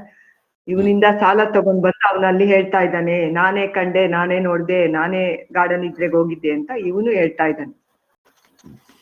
ಹೌದು. ಇನ್ಯಾರಾದ್ರೂ ಕಾಮೆಂಟ್ ಮಾಡ್ತೀರಾ? ಸರ್ ಇನ್ನೂ ಒಂಥರ ಹೇಳ್ಬೋದು ಸರ್. ಈಗ ನಮ್ಗೆ ಇಂದ್ರಿಯಗಳಿಂದ ಜ್ಞಾನ ಬರುತ್ತೆ. ಕಣ್ಣು ನೋಡಿದ್ದೆ, ಅದು ಕಣ್ಣು ಎತ್ಕೊಂಡು ಮನಸ್ಸು ಕೊಡುತ್ತೆ, ಮನಸ್ಸು ಎತ್ಕೊಂಡು ಬುದ್ಧಿ ಕೊಡುತ್ತೆ, ಮನಸ್ಸಿಂದ ಚಿತ್ತ ಕೊಡುತ್ತೆ. ಆ ಚಿತ್ತದಲ್ಲಿ ಹಿಂದೆ ಹಾಮ್ ಇದೆ, ಅವನು ಹೇಳ್ತಾನೆ ನಾನು ನೋಡಿದೆ ಅಂತ. ಆ ತರ ಸರ್. ಚಿತ್ತದಲ್ಲಿ ಚಿತ್ತದ ಹಿಂದೆ ಯಾರು ಇರೋದು? ಹಿಂಗೆ ಅಹಂ, ನಾನು ಅಂದ್ರೆ ಜೀವಾತ್ಮ. ಆ ಜೀವಾತ್ಮ ಎಚ್ಚರಿಕೆಯಲ್ಲಿ ಜೀವಾತ್ಮ ಹೇಳ್ತಾನೆ ನೋಡಿದೀನಿ ಅಂತ. ಇದನ್ನೆಲ್ಲ ಆಕ್ಚುಲಿ ನೋಡೋದು ಕಣ್ಣು ಇಂದ್ರಿಯಗಳು ನೋಡಿರುತ್ತೆ, ಮನಸ್ಸು ನೋಡಿರುತ್ತೆ, ಚಿತ್ತ ಮತ್ತೆ ಇದೆಲ್ಲ ಹೇಳಿರುತ್ತೆ. ಹಾಗೆ ಹಿಂದೆ ಬ್ಯಾಕಪ್ ಡೇಟಾ ಅದು. ಅದನ್ನ ಇವನು ಹೇಳ್ತಾನೆ ನಾನೇ ನೋಡಿದೆ ಅಂತ ಹೇಳ್ತಾನೆ. ಅದೇ ತರ ಎಚ್ಚರಿಕೆ ಇಲ್ಲಿ ವೈಶ್ವನರ ಹೇಳ್ತಾನೆ ನಾನು ಈ ನೋಡಿದೆ, ಕನಸು ನೋಡಿದೆ ಅಂತ ಹೇಳ್ಬಿಟ್ಟು ನೋಡ್ದಂಗೆ ಹೇಳ್ತಾ ಇರ್ತಾನೆ. ಇಲ್ಲಿ 2 ನಾನುಗಳಿದೆ. ಡೂಪ್ಲಿಕೇಟ್ ನಾನು.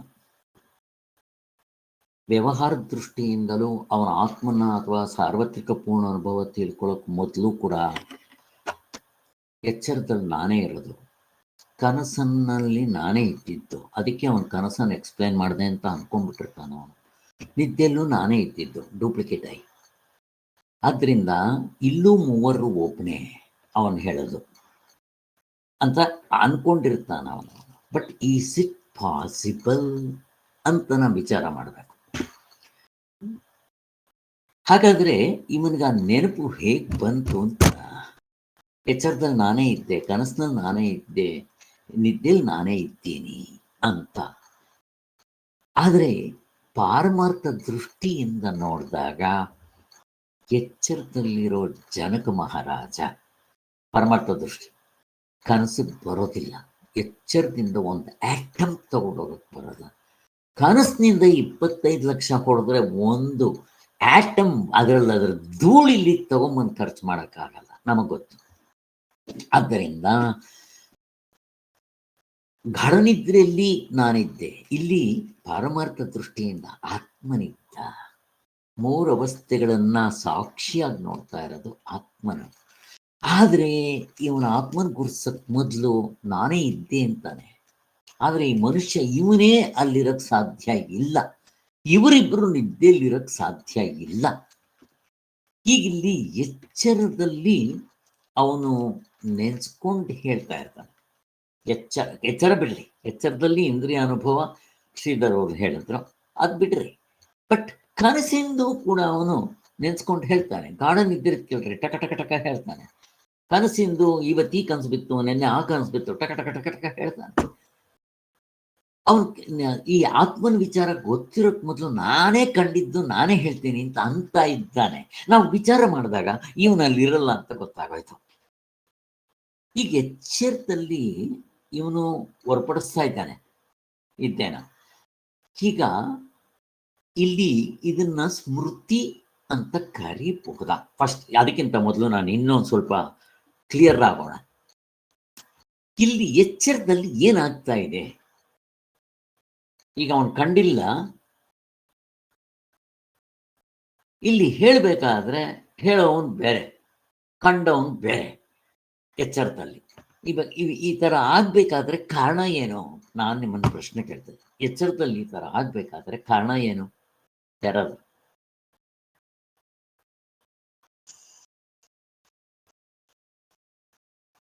ಬೇಕಾ?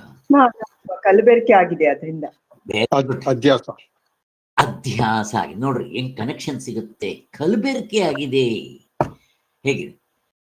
ಕನಸಿನಲ್ಲಿ ಕಲಬೆರಕೆ ಆಗಿದೆಯಾ ಇಲ್ವಾ? ಅಲ್ಲೂ ಆಗಿದೆ. ಆಗಿದೆ, ಬಟ್ ಆಗಿದೆ, ಕಲಬೆರಕೆ ಆಗಿದೆ. ಬಟ್ ಅಲ್ಲಿ ಇವನ್ ಬೇರೆ, ಅಲ್ಲಿ ಭಿಕ್ಷಕ ಇರ್ಬೋದು, ಚಿಟ್ಟೆ ಇರ್ಬೋದು, ಇನ್ನೇನಾದ್ರೂ ಇರ್ಬೋದು, ಬಟ್ ಅಲ್ಲೂ ಕಲಬೆರಕೆ ಆಗಿದೆ. ನಮ್ಗೆ ಅದೆಲ್ಲ ಇಂಪಾರ್ಟೆಂಟ್. ಒಟ್ನಲ್ಲಿ ಕಲಬೆರಕೆ ಆಗಿದೆ. ಯಾವ್ಯಾವ್ದ್ರ ಕಲಬೆರಕೆ ಆಗಿದೆ? ಯಾವ್ಯಾವ್ದ್ರ ಕಲಬೆರಕೆ ಆಗಿದೆ? ಇಲ್ಲಿ ದೇಹ ಮತ್ತೆ ಇದರಲ್ಲಿ ದೇಹ ಮತ್ತೆ ಇದು ಜೀವಾತ್ಮ ಪರಮಾತ್ಮ ಎರಡು ಕಲಬೆರಕೆ ಆಗಿದೆ ಅಷ್ಟೇ.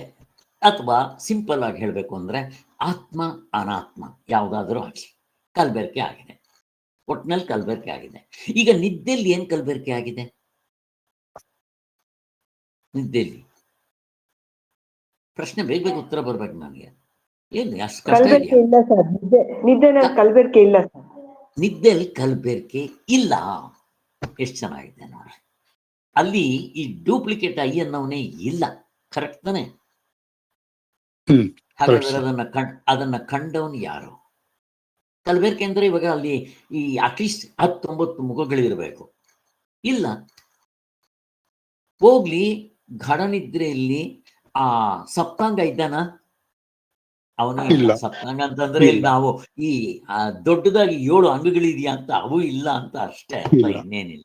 ಆತ್ಮನಿದ್ದಾನ, ಅದು ಬೇರೆ. ಉಪಾಧಿಗಳಿಲ್ಲ. ಈಗ ಎದ್ದ ಮೇಲೆ ನಿದ್ದೆನ ನೆನ್ಸ್ಕೊಂಡು ಹೇಳ್ತೀವಲ್ಲ, ಇದನ್ನ ನೆನಪು ಅಂತ ಕರಿತೀವಲ್ಲ, ಅದು ಕರಿಕಾಗತ್ತ? ಇಲ್ಲಿ ಅದ ಬಿಡ್ರಿ, ಅದು ಆಮೇಲೆ ಬರೋಣ. ಈಗ ಎಚ್ಚರದಲ್ಲಿ ಒಂದು ಕಲಬೆರಕೆ ಆಗಿದೆ. ಆತ್ಮ ಅನಾತ್ಮರ ಕಲಬೆರಕೆ, ಅಥವಾ ಜನಕ ಮಹಾರಾಜ ಮತ್ತು ಆತ್ಮನ ಕಲಬೆರಕೆ ಆಗಿದೆ. ಅದು ಗೊತ್ತು ನಮ್ಗೆ. ಇದನ್ನ ಅಧ್ಯಾಸ ಅಂತ ಕರಿತೀರಾ? Very good. ಅಧ್ಯಾಸ ನೋಡ್ರಿ ಹೆಂಗೆ ಬೇಸ್ಮೆಂಟ್ ಬರುತ್ತೆ ಅಂತ. ಈಗ ಅವನು ಹೇಳುವಾಗ ಹೆಂಗ್ ಹೇಳ್ತೀರಾ? ಹೊರಪಡಿಸೋವಾಗ ಅವನು ಹೆಂಗ್ ಹೊರಪಡಿಸ್ತಾನೆ? ಇಲ್ಲಿ ಹೊರಪಡಿಸ್ಬೇಕಾದ್ರೆ ಜನಕ ಮಹಾರಾಜನೇ ಹೊರಪಡಿಸ್ಬೇಕು. ಡೈರೆಕ್ಟ್ ಆಗಿ ಹೇಳೋದು, ನೇರಾದ ಇದು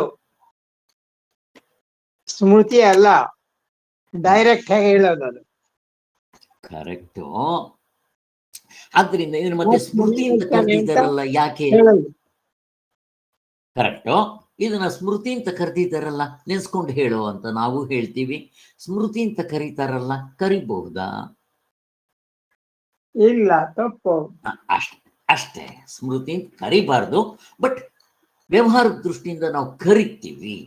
ನೀವು ಕರ್ಕೊಳ್ರಿ, ನಮ್ದೇನು ಅಭ್ಯಂತರ ಇಲ್ಲ. ಬಟ್ ಅದು ಸ್ಮೃತಿ ಹೌದಾ ಅಲ್ವಾ? ಪ್ರಶ್ನೆ ಅಲ್ಲ. ಅಷ್ಟೇ ಬೇಕಾಗಿರೋದು. ಸೊ ಇದಕ್ಕೆ ಒಂದು ಸ್ವಲ್ಪ ಎಕ್ಸಾಂಪಲ್ಗಳು ಕೊಡಬೇಕು. ಯಾವ್ದಾದ್ರು ಬೇರೆ ಇದಕ್ಕೆ ದೃಷ್ಟಾಂತಗಳು ಕೊಟ್ರೆ ಹೌದು ಅನ್ಸುತ್ತೆ. ಯಾವ ದೃಷ್ಟಾಂತ ಕೊಡ್ತೀರಾ? ಅದನ್ನ ಸ್ಮೃತಿನ ಕರಿಬಾರ್ದು, ಕರಿತಾ ಇದ್ದೀವಿ, ಕರ್ಕೊಳ್ರಿ, ಏನ್ ತೊಂದರೆ ಇಲ್ಲ. ಇನ್ಯಾವ್ದಾದ್ರು ಎಕ್ಸಾಂಪಲ್ಸ್ ಈ ತರ ಆಗಿರೋದು? ಬೇಗ ಆನ್ಸರ್. ಅದೇ ಮಂಗಳವಾರ ಅನ್ನೋದು ಅಶುಭ, ಅದನ್ನು ಮಂಗಳ ಅಂತೀವಲ್ಲ, ಆ ತರ ಸರ್. ಕರೆಕ್ಟ್. ಇನ್ನೊಂದು, ಇನ್ಯಾರಿಗಾದ್ರೂ ಜ್ಞಾಪಕ ಬಂದ್ರೆ ಬೇರೆದು ಆ್ಯಡ್ ಮಾಡ್ರಿ.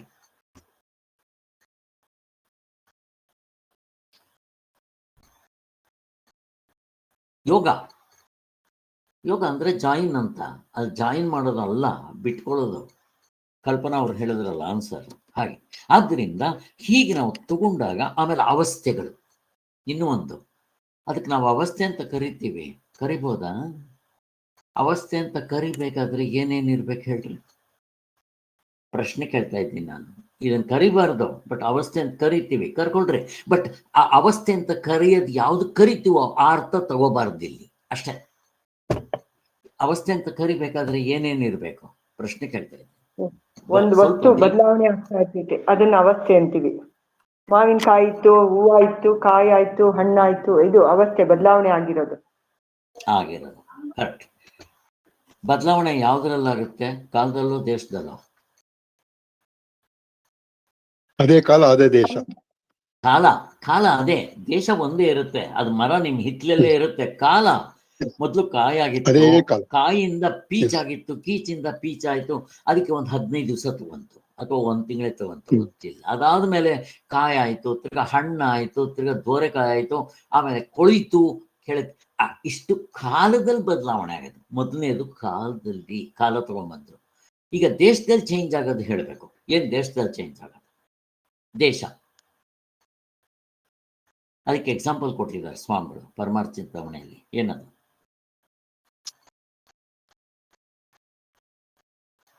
ಬೇಗ ಯಾರಾದ್ರು?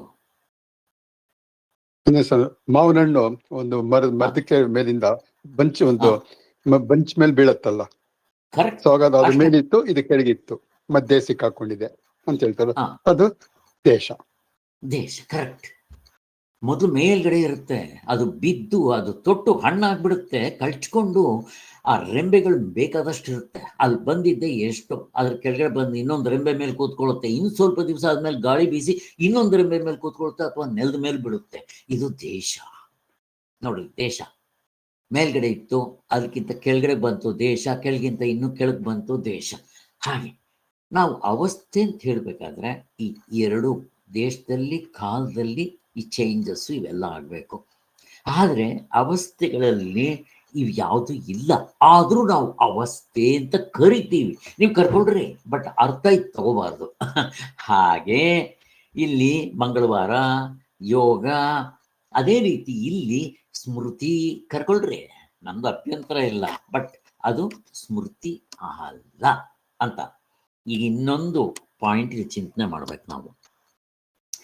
ಈಗ ಈ ಜನಕ ಮಹಾರಾಜ ನೋಡ್ರಿ, ಮನುಷ್ಯರಿಂದ ನಾವು ಹೇಳಿದಾಗ ಅವನು ಕಲ್ಮಶ ಸೇರಿಸ್ಕೊಂಡು ಹೊಡಿತಾನೆ ಗಾಡಿ ಅನ್ನೋದಿಕ್ಕೆ ಅವ್ರು ನಮ್ಗೆ ಹೇಳಿದ್ನಲ್ಲ ಆವಾಗ್ಲೇ, ಅಪೌರುಷೇಯವಾಗಿರ್ಬೇಕು ಅಂತ. ಇಲ್ಲಿ ನೋಡ್ರಿ ಹೆಂಗ್ ಕಲ್ಮಶ ಸೇರಿಸ್ಕೊಂಡು ಹೊಡಿತಾನೆ ಅಂತ. ಅವನು ಹೇಳ್ತಾನೆ, ಹೆಂಗೆ ಹೇಳ್ತಾನೆ? ಕನಸನ್ನು ನಿದ್ದೆನ ಹೇಳುವಾಗ ಹೆಂಗೆ ಹೇಳ್ತಾನೆ ಅವನು? ಯಾರೋ ಎಚ್ಚರದ ಜನಕ ಮಹಾರಾಜ ಹೆಂಗೆ ಹೇಳ್ತಾನೆ? ಯಾರು? ನಾನು ಕೇಳ್ತಾ ಇದ್ದೀನಿ, ಹೇಳ್ರಿ. ಅವಂದು ಸ್ವಲ್ಪ ಸೇರ್ಸ್ಕೊಂತಾನ, ಅಲ್ಲಿ ಅವಂದು ತಪ್ಪು ಕಲ್ಪನೆ ಸೇರ್ಸ್ಕೊಂಡು ಹೊಡಿತಾನೆ. ನಾನು ಮಹಾರಾಜ ಆಗಿದ್ದೆ, ಭಕ್ಷ್ಯ ಭೋಜಗಳೆಲ್ಲ ಇತ್ತು, ಅಂತವ್ ನಾನು ಹೆಂಗ್ ಸಾಧ್ಯ ಆಗತ್ತೆ ನನ್ಗೆ ಅಂತ. ಹಂಗಲ್ಲ, ಹಾಗಲ್ಲ. ಈಗ ಜನಕ ಮಹಾರಾಜ, ಈಗ ನಾನು ಕೇಳ್ತೀನಿ, ಈ ಕನಸನ್ನು ಎಕ್ಸ್ಪ್ಲೈನ್ ಮಾಡ್ರು ಅಂತ, ನಿದ್ದೆನ ಎಕ್ಸ್ಪ್ಲೈನ್ ಮಾಡು ಅಂತ. ನೆನ್ನೆ ಕನಸು ಬಿತ್ತು, ನಿನ್ನೆ ರಾತ್ರಿ ಮಲಗಿದ್ದಾಗ ಒಂದು ಕನಸು ಬಿದ್ದಿತ್ತು, ಆ ಕನಸಿನಲ್ಲಿ ಹೀಗೆಲ್ಲ ಆಯ್ತು. ಅದನ್ನ ಪಾಸ್ಟ್ ಟೆನ್ಸ್ ಹಾಕ್ತಾನೆ. ನಿದ್ದೆನಲ್ಲಿದ್ದಾಗ ಏನಾಯ್ತು ಗೊತ್ತಾ? ಪಾಸ್ಟ್ ಟೆನ್ಸ್ ಹಾಕ್ತಾನ ಅವನು. ಕಂಡಿದ್ಯಾರೋ ಆತ್ಮ. ಇದು ಇವೊಂದು ಸ್ವಲ್ಪ ಸೇರಿಸ್ತಾನಲ್ಲಿ. ಯಾಕೆ ಅಂತಂದ್ರೆ ಇವನು ನಾನೇ ನೋಡಿದ್ದೀನಿ ಅಂತ ಇವನು ಅನ್ಕೊಂಡಿರೋದು. ಅದಕ್ಕೋಸ್ಕರ ಅಲ್ಲಿ ಆ ಅನುಭವ ಆತ್ಮ ಕಂಡಿರೋದು ಸಾಕ್ಷಿ. ನೀವು ಇವಂದು ಏನ್ ಸೇರಿಸ್ತಾನಲ್ಲಿ ಅಂದ್ರೆ ಇದೇ ಪೌರುಷೇಯ. ಇವನು ಪಾಸ್ಟ್ ಟೆನ್ಸ್ ಹಾಕ್ತಾನೆ. ಆತ್ಮನಿಗೆ present tens, past tens, future ಉಂಟಾ? ಇಲ್ಲ. ಅರ್ಥ ಆಯ್ತಲ್ಲ? ಯಾರನ್ನೇ ಕೇಳ್ರಿ, ಆತ್ಮನಲ್ಲಿ ಕಾಲ ಇಲ್ಲ. ಅದಕ್ಕೋಸ್ಕರನೇ ಹಾಗಾದ್ರೆ ಇವನು ಹೇಳ್ತಾ ಏನಲ್ಲ, ನಾನು ನಿನ್ನೆ ರಾತ್ರಿ ಕನಸಾಯ್ತಲ್ಲ ಅಂತ ಪಾಸ್ಟ್ ಟೆನ್ಸ್ ಹಾಕಿ ಹೇಳ್ತಾನ ಅವನು. ಅಂದ್ರೆ ಇಲ್ಲಿ ಜನಕ ಮಹಾರಾಜ ಹೇಳುವಾಗ ಅವನಿಗೆ ವ್ಯವಹಾರ ಮಾಡೇ ರೂಢಿ, ಅವನಿಗೆ ವ್ಯವಹಾರ ಬಿಟ್ಟು ಮಾಡಕ್ ಬರಲ್ಲ. ಹಿಂದಿಂದು, ಈಗಿಂದು, ಮುಂದಿಂದು, ಕಾಲ, ದೇಶ, ಕಾರ್ಯಕಾರಣ ಭಾವ, ನಾನು, ಬೇರೆಯವರು, ಈ ತ್ರಿಪುಟಿ ಇವು ಇಟ್ಕೊಳ್ಳದೆ ಅವನಿಗೆ ಜೀವನ ಮಾಡಕ್ ಬರಲ್ಲ ಸ್ವಾಮಿ. ಅದಕ್ಕೆ ಅವನು ಏನ್ ಹೇಳ್ತಾನೆ, ಅದನ್ನ ಪಾಸ್ಟ್ ಟೆನ್ಸ್ಗೆ ಹಾಕ್ತಾನೆ. ಆತ್ಮ ಕಂಡಿರೋದು. ಆತ್ಮಗೆ ಕಾಲ ಇಲ್ಲ, ದೇಶ ಇಲ್ಲ, ಮಣ್ಣಿಲ್ಲ, ಏನೂ ಇಲ್ಲ. ಇಲ್ಲಿ ಇದೊಂದು ಸೂಕ್ಷ್ಮವಾಗಿದೆ, ನಾವು ಗಮನಿಸ್ಬೇಕು ಅಷ್ಟೇ ಬೇಕಾಗಿರೋದು. ಒಟ್ಟಿನಲ್ಲಿ ಇದು ನೆನಪು ಅಲ್ಲ ಅಂತ ಆಯಿತು, ನಮಗೆ ಸ್ಪಷ್ಟವಾಗಿ ಅರ್ಥ ಆಯಿತು. ಇವಾಗ ಇಷ್ಟೆಲ್ಲ ನಾನು ಮಾಡಿದ್ದೀನಿ, ಇನ್ನು ನಾನು ಬಿಟ್ಟರೆ ಮತ್ತೆ ತಿರ್ಗ ನಾಳೆ ಇಷ್ಟು ಕನೆಕ್ಷನ್ನು ತೊಗೊಂಡ್ಬರ್ಬೇಕು. ನಮಗೆ ಸ್ಮೃತಿ ಅಂದರೆ ಗೊತ್ತಾಯಿತು. ಈಗ ಸ್ಮೃತಿ ಅನುಭವಕ್ಕೂ ಸ್ಮೃತಿಗೂ ವ್ಯತ್ಯಾಸ ಏನು ಪ್ರಶ್ನೆ ಕೇಳ್ತಾರೆ. ಅನುಭವದಲ್ಲಿ ಏನಾಗುತ್ತೆ, ಸ್ಮೃತಿಯಲ್ಲಿ ಏನಾಗುತ್ತೆ ವ್ಯತ್ಯಾಸ? ಸುಮ್ಮನೆ ಅನುಭವದಲ್ಲಿ ಪ್ರತ್ಯಕ್ಷವಾಗಿ ಅನುಭವ, ಪ್ರತ್ಯಕ್ಷವಾಗಿ ಅನುಭವ. ಕರೆಕ್ಟ್. ಇನ್ಯಾರಾದ್ರೂ ಸೇರಿಸಿ, ಅನುಭವದಲ್ಲಿ ಆ ವಸ್ತು ಇರುತ್ತೆ ಅಲ್ಲಿ. ಈಗ ನೀವು ನನ್ನ ನೋಡ್ತಾ ಇದ್ದೀರಾ, ನಾನು ನಿಮ್ಮನ್ನು ನೋಡ್ತಾ ಇದ್ದೀನಿ, ನಿಮ್ಮ ಮಾತು ನಾನು ಕೇಳ್ತಾ ಇದ್ದೀನಿ, ನಮ್ಮ ಮಾತು ನೀವು ಕೇಳ್ತೀರಾ. ಇದು ಅನುಭವ, ಇದು ಸ್ಮೃತಿ ಅಲ್ಲ. ಈಗ ಸ್ಮೃತಿ ಅಂತ ಯಾವುದಕ್ಕೆ ಹೇಳಬೇಕು? ನಿನ್ನೆ ಸೇಮ್ ಹಿಂಗೆ ಡಿಸ್ಕಷನ್ಸ್ ಮಾಡ್ತಾ ಇದ್ವಿ, ಅಥವಾ ನಾನು ಪ್ರವಚನ ಮಾಡ್ತಾ ಇದ್ದೆ. ನೆನ್ನೆದು ಅದು ಅನುಭವ ನಮ್ಮ ಎದುರುಗಡೆ ಬರೋಲ್ಲ, ನೆನಪು ಮಾಡ್ಕೋಬೇಕಷ್ಟೆ. ಅದನ್ನ ಸ್ಮೃತಿ ಅಂತ ಕರೀತಾರೆ. ಸೊ ಅಲ್ಲಿಗೇನಾಯ್ತು, ಈ ಸ್ಮೃತಿಗೆ ಹಿಂದೆ ಅನುಭವ ಆಗಿರ್ಬೇಕು, ಆದ್ರೆ ಈ ಸ್ಮೃತಿಯಲ್ಲಿ ಪ್ರೆಸೆಂಟೆನ್ಸ್ನಲ್ಲಿ ಆ ವಸ್ತು ಇರಬೇಕಾಗಿಲ್ಲ, ನೆನಪು ಅಷ್ಟೇ ಬೇಕಾಗಿರೋದು. ಅರ್ಥ ಆಯ್ತಲ್ಲ? ಅಲ್ಲಿಗೆ ಸ್ಮೃತಿ ಅಂದ್ರೆ ಏನ್ ಹೇಳ್ತೀವಿ ಹೇಳ್ರಿ? ಯಾವ್ದ್ರದ್ದು ಆಧಾರ? ಈ ಸ್ಮೃತಿ ಯಾವ್ದ್ರಲ್ಲಾಗುತ್ತೆ? ನಮ್ಗೆ ಇನ್ಸ್ಟ್ರೂಮೆಂಟ್ನಲ್ಲಿ ನಾನು ಕೇಳ್ತಾ ಇದ್ದೀನಿ. 19 ಇನ್ಸ್ಟ್ರೂಮೆಂಟ್ನಲ್ಲಿ ಈ ಸ್ಮೃತಿ ಆಗೋದು ಯಾವುದಕ್ಕೆ? ಮನಸ್ಸು. ಕರೆಕ್ಟ್. ಈ ಕನಸಿನಲ್ಲಿ ಎಚ್ಚರದ ಮನಸ್ಸು ಇದೆಯಾ? ಇಲ್ಲ, ಹಾಳಾಗೋದು. ಇದು ಸ್ವಲ್ಪ ಕನ್ಫ್ಯೂಷನ್. ಬಿಡ್ರಿ, ಸೂಕ್ಷ್ಮವಾದ ಮನಸ್ಸು ಬಂದಿರುತ್ತೆ ಅಂತೀರ. ಈಗ ನಿದ್ದೆಯಲ್ಲಿ ಮನಸ್ಸಿದೆಯಾ? ಪ್ರಶ್ನೆ ಇಲ್ಲ. ಆದ್ರೂ ನೆನ್ಸ್ಕೊಂಡು ಹೇಳ್ತೀವಲ್ಲ ಟಕ ಟಕ ಅಂತ, ಹೆಂಗಿದೆ ನೋಡ್ರಿ. ಅದಕ್ಕೆ ಇವನಲ್ಲಿ ಆತ್ಮ ಇರೋದು. ಆತ್ಮನಿಗೇನು ಇನ್ಸ್ಟ್ರೂಮೆಂಟ್ಸ್ ಏನ್ ಬೇಕಾದ್ರೆ ಈ ಇನ್ಸ್ಟ್ರೂಮೆಂಟ್ನ ಅವನು ಉಪಯೋಗಿಸ್ಕೊಳ್ಳೋದು. ಈ ಇನ್ಸ್ಟ್ರೂಮೆಂಟ್ ಉಪಯೋಗಿಸ್ಕೊಂಡೇ ಮಾಡ್ಬೇಕು ಅಷ್ಟೇ. ಅವನು ಏನಾದ್ರೂ ಇಟ್ಕೊಳ್ರಿ. ಒಟ್ಟಿನಲ್ಲಿ ಈಗ ಸ್ಮೃತಿ ಅಂತಂದ್ರೆ ಬರೀ ನೆನಪು. ಆ ಸ್ಮೃತಿಯಲ್ಲಿ ಪ್ರೆಸೆಂಟ್ ಆ ಟೈಮ್ನಲ್ಲಿ ಆ ವಸ್ತು ಎದುರುಗಡೆ ಇರಬೇಕಾಗಿಲ್ಲ. ಇಷ್ಟು ತಿಳ್ಕೊಳ್ಳೋಣ ಸಾಕು. ಅದಕ್ಕೋಸ್ಕರನೇ ಇದಕ್ಕೆ ಸ್ಮೃತಿ. ಈಗ ಪ್ರತ್ಯಭಿಜ್ಞಾ ಅಂದ್ರೆ ಏನು? ಅದೊಂದು ಯಾರಾದ್ರೂ ಎಕ್ಸ್ಪ್ಲೇನ್ ಮಾಡ್ಬಿಡ್ರಿ, ಅದಕ್ಕೆ ಸಂಬಂಧಪಟ್ಟದ್ದು. ಈಗ ನನ್ನ ಪ್ರಶ್ನೆ, ಪ್ರತ್ಯಭಿಜ್ಞಾ ಕೂಡ ಈ ಇನ್ಸ್ಟ್ರೂಮೆಂಟ್ಗಳಲ್ಲಿ ಯಾವುದ್ರ ಮೇಲೆ ಡಿಪೆಂಡ್ ಆಗುತ್ತೆ?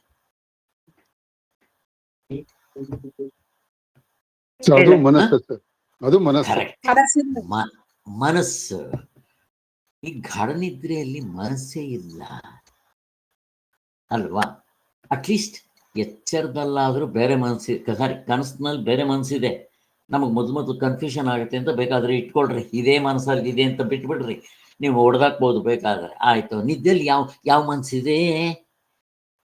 ಅದನ್ನ ನೀವು ಸ್ಮೃತಿ ಅಂತ ಕರೀತಿರಲ್ಲ, ಅಲ್ಲಿ ಸಾಧ್ಯನೇ ಇಲ್ಲ. ಹೋಗಿ ಇದು ಸ್ಮೃತಿ ಅಥವಾ ಪ್ರತ್ಯಭಿಜ್ಞಾ ಎಲ್ಲ ಆಗುತ್ತೆ?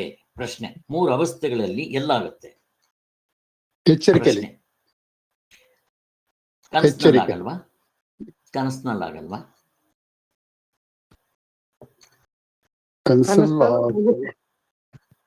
ಪ್ರತ್ಯಕ್ಷ ಆಗಲ್ಲ. ಯಾಕಂದ್ರೆ ಅಲ್ಲಿ ನೋಡ್ಬೇಕಲ್ಲ ಸರ್, ನಾವು ನೋಡ್ಬಿಟ್ಟು ಹೇಳೋದಲ್ವಾ? ಪ್ರತ್ಯಕ್ಷವಾಗಿ ನೋಡಿದ ಯಾವತ್ತೋ ನೋಡೋದನ್ನ ಹೇಳೋದು, ಯಾವತ್ತೋ ನೋಡಿರೋದನ್ನ ನೆನಪು ಮಾಡ್ಕೊಂಡು ಹೇಳೋದು. ಕರೆಕ್ಟು. ಕನಸಿನಲ್ಲಿ ಸ್ಮೃತಿ ಮತ್ತೆ ಪ್ರತ್ಯಭಿಜ್ಞಾ ಆಗೋಲ್ವಾ? ಆಗತ್ತೆ ಸರ್, ಅಲ್ಲೂ ಆಗ್ಬೋದು. ಆಗತ್ತೆ, ಅಲ್ಲೂ ಆಗತ್ತೆ. ಇಟ್ಕೊಳ್ಳಿ, ಡೆಫಿನೆಟ್ಲಿ ಅಲ್ಲೂ ಆಗತ್ತೆ. ಟೋಪಿ ಬೀಳ್ಬಾರ್ದು. ಎಚ್ಚರದಲ್ಲಿ ಏನೇನಾಗುತ್ತೋ ಕನಸಿನಲ್ಲಿ ಅದದೇ ಆಗುತ್ತೆ. ನೀವು ಕನಸಿನ ದೃಷ್ಟಿಯಿಂದ ನೋಡ್ಬೇಕು. ನೀವು ಎಚ್ಚರದ ದೃಷ್ಟಿಯಿಂದ ನೋಡಿದ್ರೆ ಈ ಪ್ರಶ್ನೆ ಬಂದೇ ಬರುತ್ತೆ. ಇಲ್ಲ ಅನ್ಸುತ್ತಲ್ಲಿ, ಹಂಗೇನಿಲ್ಲ. ಎಚ್ಚರದಲ್ಲಿ ಏನೇನಾಗುತ್ತೋ ಕನಸಿನಲ್ಲಿ ಹಂಗ ಆಗ್ಲೇಬೇಕು. ಇಲ್ದಿದ್ರೆ ಅದು ಕನಸು ಅಂತ ಹೇಳಕ್ ಬರೋದೇ ಇಲ್ಲ. ಅದಕ್ಕೆ ಫಸ್ಟ್ ಶೋ ಸೆಕೆಂಡ್ ಶೋ ಅಷ್ಟೇ. ಅಲ್ಲೂ ಆಗುತ್ತೆ. ಯಾಕೆ? ಮನಸ್ಸಿದೆ, ಯಾವುದೋ ಒಂದು ಮನಸ್ಸು. ಈ ಮನಸ್ಸು ಇರಲೇಬೇಕು ಅಂತ ಏನಿಲ್ಲ, ಯಾವುದೋ ಮನಸ್ಸು. ಅಲ್ಲೂ ಕೂಡ ಅವನು ಹಾಗೆ ಮಾಡ್ತಾ ಇರ್ತಾನೆ. ಕನಸಿನಲ್ಲಿ ಯಾರೋ ಬಂದ್ರೆ, ಹೇ ನೀನು 20 ವರ್ಷದಿಂದ ನೋಡಿದ್ನಲ್ಲೋ, ನೀನು ಮಾಗಡಿಲಿ ನೋಡಿದ್ನಲ್ಲೋ, ಅವನೇ ನೀನು ಕನಸಿನಲ್ಲೂ ಸೇಮ್ ಹಿಂಗೆ ಆಗುತ್ತೆ. ಹೇಗಿದೆ ನೋಡಿ. ಆದ್ದರಿಂದ ಅಲ್ಲಿ ನನಗೆ ಇಂಪಾರ್ಟೆಂಟು ಎರಡೂ ಕೂಡ ಮನಸ್ಸಿಗೆ ಸಂಬಂಧಪಟ್ಟಿರೋದು.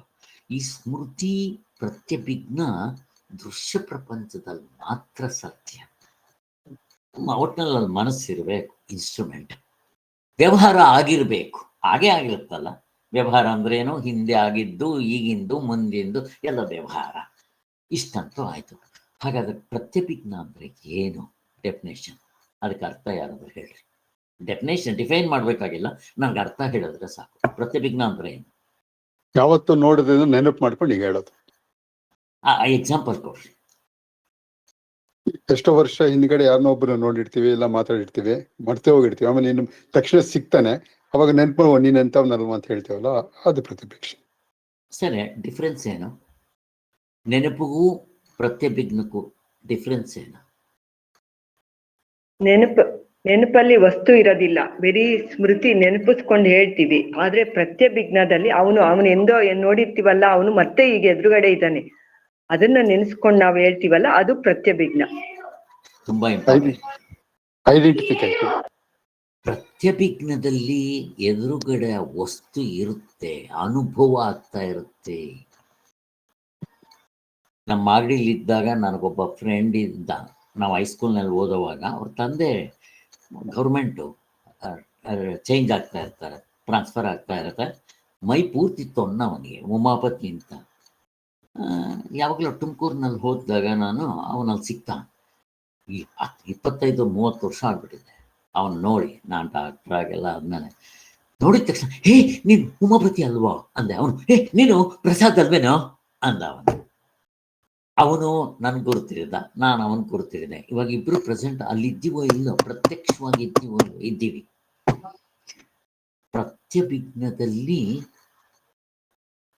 ಮನಸ್ಸೇ ಹಿಂದೆ ನಾನು ನೋಡಿದ್ದ ಮನುಷ್ಯನ ಕನ್ಫರ್ಮ್ ಮಾಡ್ಕೊತೀನಿ ಅಷ್ಟೆ.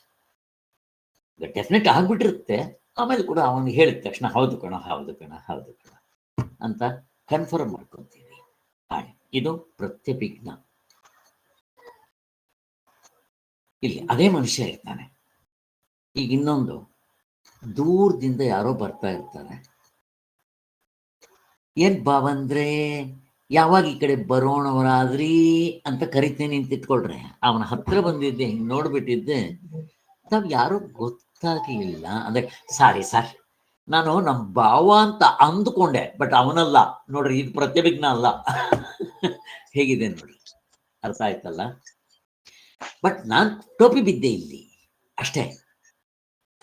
ಅವ್ರ ರಂಗೆ ಇದ್ರು, ಅವ್ರು ನಡೆಯೋ ಸ್ಟೈಲು, ಅವ್ರು ಹಾಕೊಂಡಿರೋ ಬಟ್ಟೆನೋ, ಅವ್ರು ಬರ್ತಾ ಇದ್ದ ಸ್ಟೈಲ ಏನೋ, ಅದೊಂದು ರಿಸಂಬಲೆನ್ಸ್ ಇದ್ದಿದ್ರಿಂದ ನಾನು ಹಾಗೆ ಮಾಡ್ಕೊಂಡ್ಬಿಡ್ತೀನಿ ಅಷ್ಟೇ. ನೀವು ಮಾಡ್ಕೊಂಡ್ಬಿಟ್ರೆ ಆಗ್ಬೇಕಲ್ಲ. ಇದು ಪ್ರತಿಭಿಜ್ಞ ಅಲ್ಲ ಅಂತ ಅಷ್ಟೇ. ಈ ಥರ ಸ್ವಲ್ಪ ಡಿಫ್ರೆನ್ಸ್ಗಳು ಗೊತ್ತಾದರೆ, ಇವು ಎರಡು ಇಷ್ಟು ನಾವು ಡಿಸ್ಕಸ್ ಮಾಡಿರ್ತೀವಿ. ಸ್ಮೃತಿ ಮತ್ತೆ ಇದಕ್ಕೆ ಬೇಕಾದಷ್ಟು ಆಯಿತು. ಅಲ್ಲಿಗೆ ಆಲ್ಮೋಸ್ಟ್ ಎಲ್ಲ ಮುಗಿಸ್ಬಿಟ್ವಿ. ಆ್ಯಕ್ಚುಲಿ ಇವತ್ತಿನ್ನೂ ನೆಕ್ಸ್ಟು ಅಲ್ಲಿಗೆ ಒಂದೇ ಕಾಲ ಪ್ರವಾಹ ಎಲ್ಲ ಆಯಿತು. ಆಲ್ಮೋಸ್ಟ್ ಎಲ್ಲ ಆಗಿದೆ. ಇವತ್ತು ಪ್ರತ್ಯಭಿಜ್ಞ ಅನ್ನೋದು ಕೂಡ ನಮಗೆ ಕ್ಲಿಯರ್ ಆಯಿತು. ಇವತ್ತಿಗೆ ನಿಲ್ಲಿಸೋಣ. ಈಗ ಇಷ್ಟೆಲ್ಲ ಡಿಸ್ಕಷನ್ಸ್ ಆಯ್ತಲ್ಲ, ಇವನು ಸುರೇಶ ಎಲ್ಲ ಆದಮೇಲೆ ಏನೋ ಹೇಳ್ತಾನೆ. ಏನೋ ಯಾರಾದ್ರೂ ಏನಾದರೂ ಮಾತಾಡೋಂಗಿದ್ರೆ ಮಾತಾಡ್ರಿ ಆರಾಮಾಗಿ. ಶಾರ್ಟ್ ಆಗಿ ಅವರು ಏನು ಇವತ್ತಿನ ಡಿಸ್ಕಷನ್ ಅಲ್ಲಿ ತಿಳ್ಕೊಂಡ್ರು ಅನ್ನೋದನ್ನ 1 ಲೈನ್ ಹೇಳ್ಬೋದು, 2 ಲೈನ್ ಹೇಳ್ಬೋದು, 3 ಲೈನ್ ಹೇಳ್ಬೋದು. ಸೊ ಇಲ್ಲ, 1 5-6 ಲೈನ್ ನಲ್ಲಿ ಎಲ್ಲಾನು ಹೇಳ್ಬಿಡ್ಬೋದು ಅಷ್ಟೇ. ಸರಿ, ಇವಾಗ ನೀನ್ ಹೇಳೋ, ಫಸ್ಟ್ ಎತ್ಕೊಂತ ನೀನೇ ಹೇಳೋ, ಸ್ಟಾರ್ಟ್ ಮಾಡ. ಇಲ್ಲ, ಬೇರೆಯವ್ರು ಹೇಳಿ, ಡಿಸ್ಕಷನ್ ಹೇಳೋದಲ್ಲ, ಬೇರೆಯವ್ರು ಹೇಳದ್ ಕೇಳ್ಬೇಕು ನಾನು.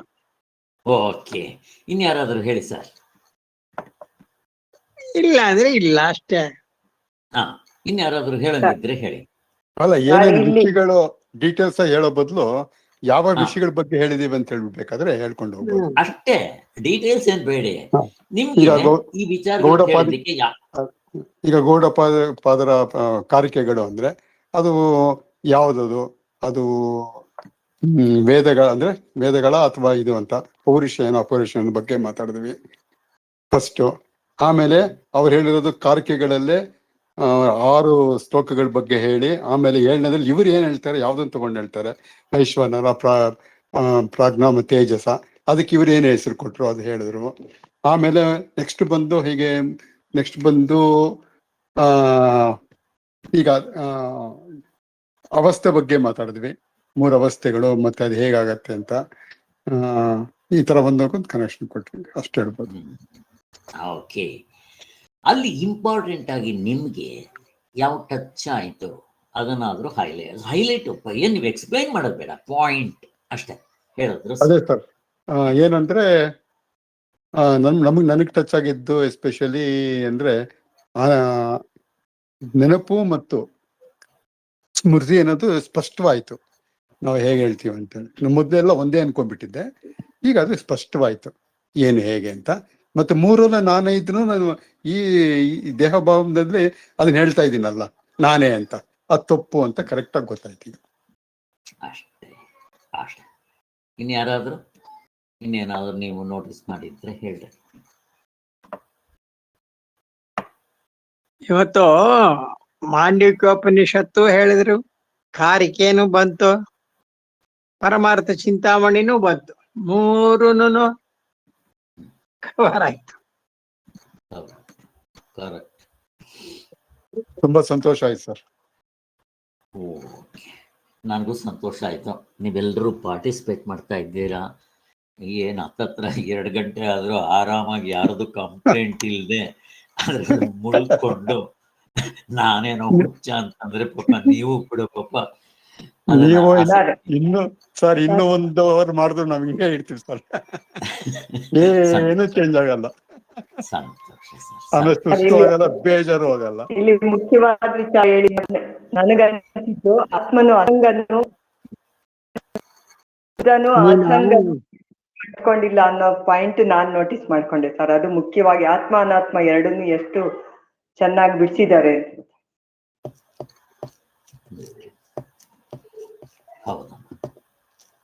ನೀನ್ ಬಲೆ ಹುಚ್ಚ. ಹುಚ್ಚನಾಗಿರುತ್ತೆ. ಪಿಕ್ಚರ್ ನೋಡಿದ್ಯಾ? ಯಾವ್ದು? ಬಲೆ ಹುಚ್ಚನ?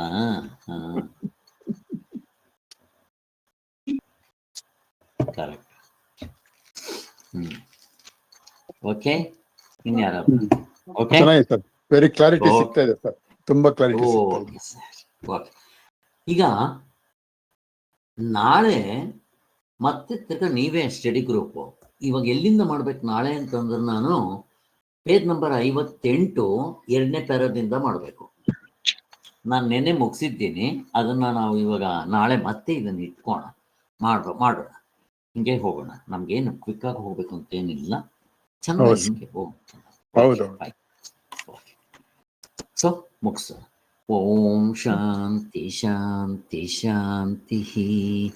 ಜೈ ಗುರುದೇವ್.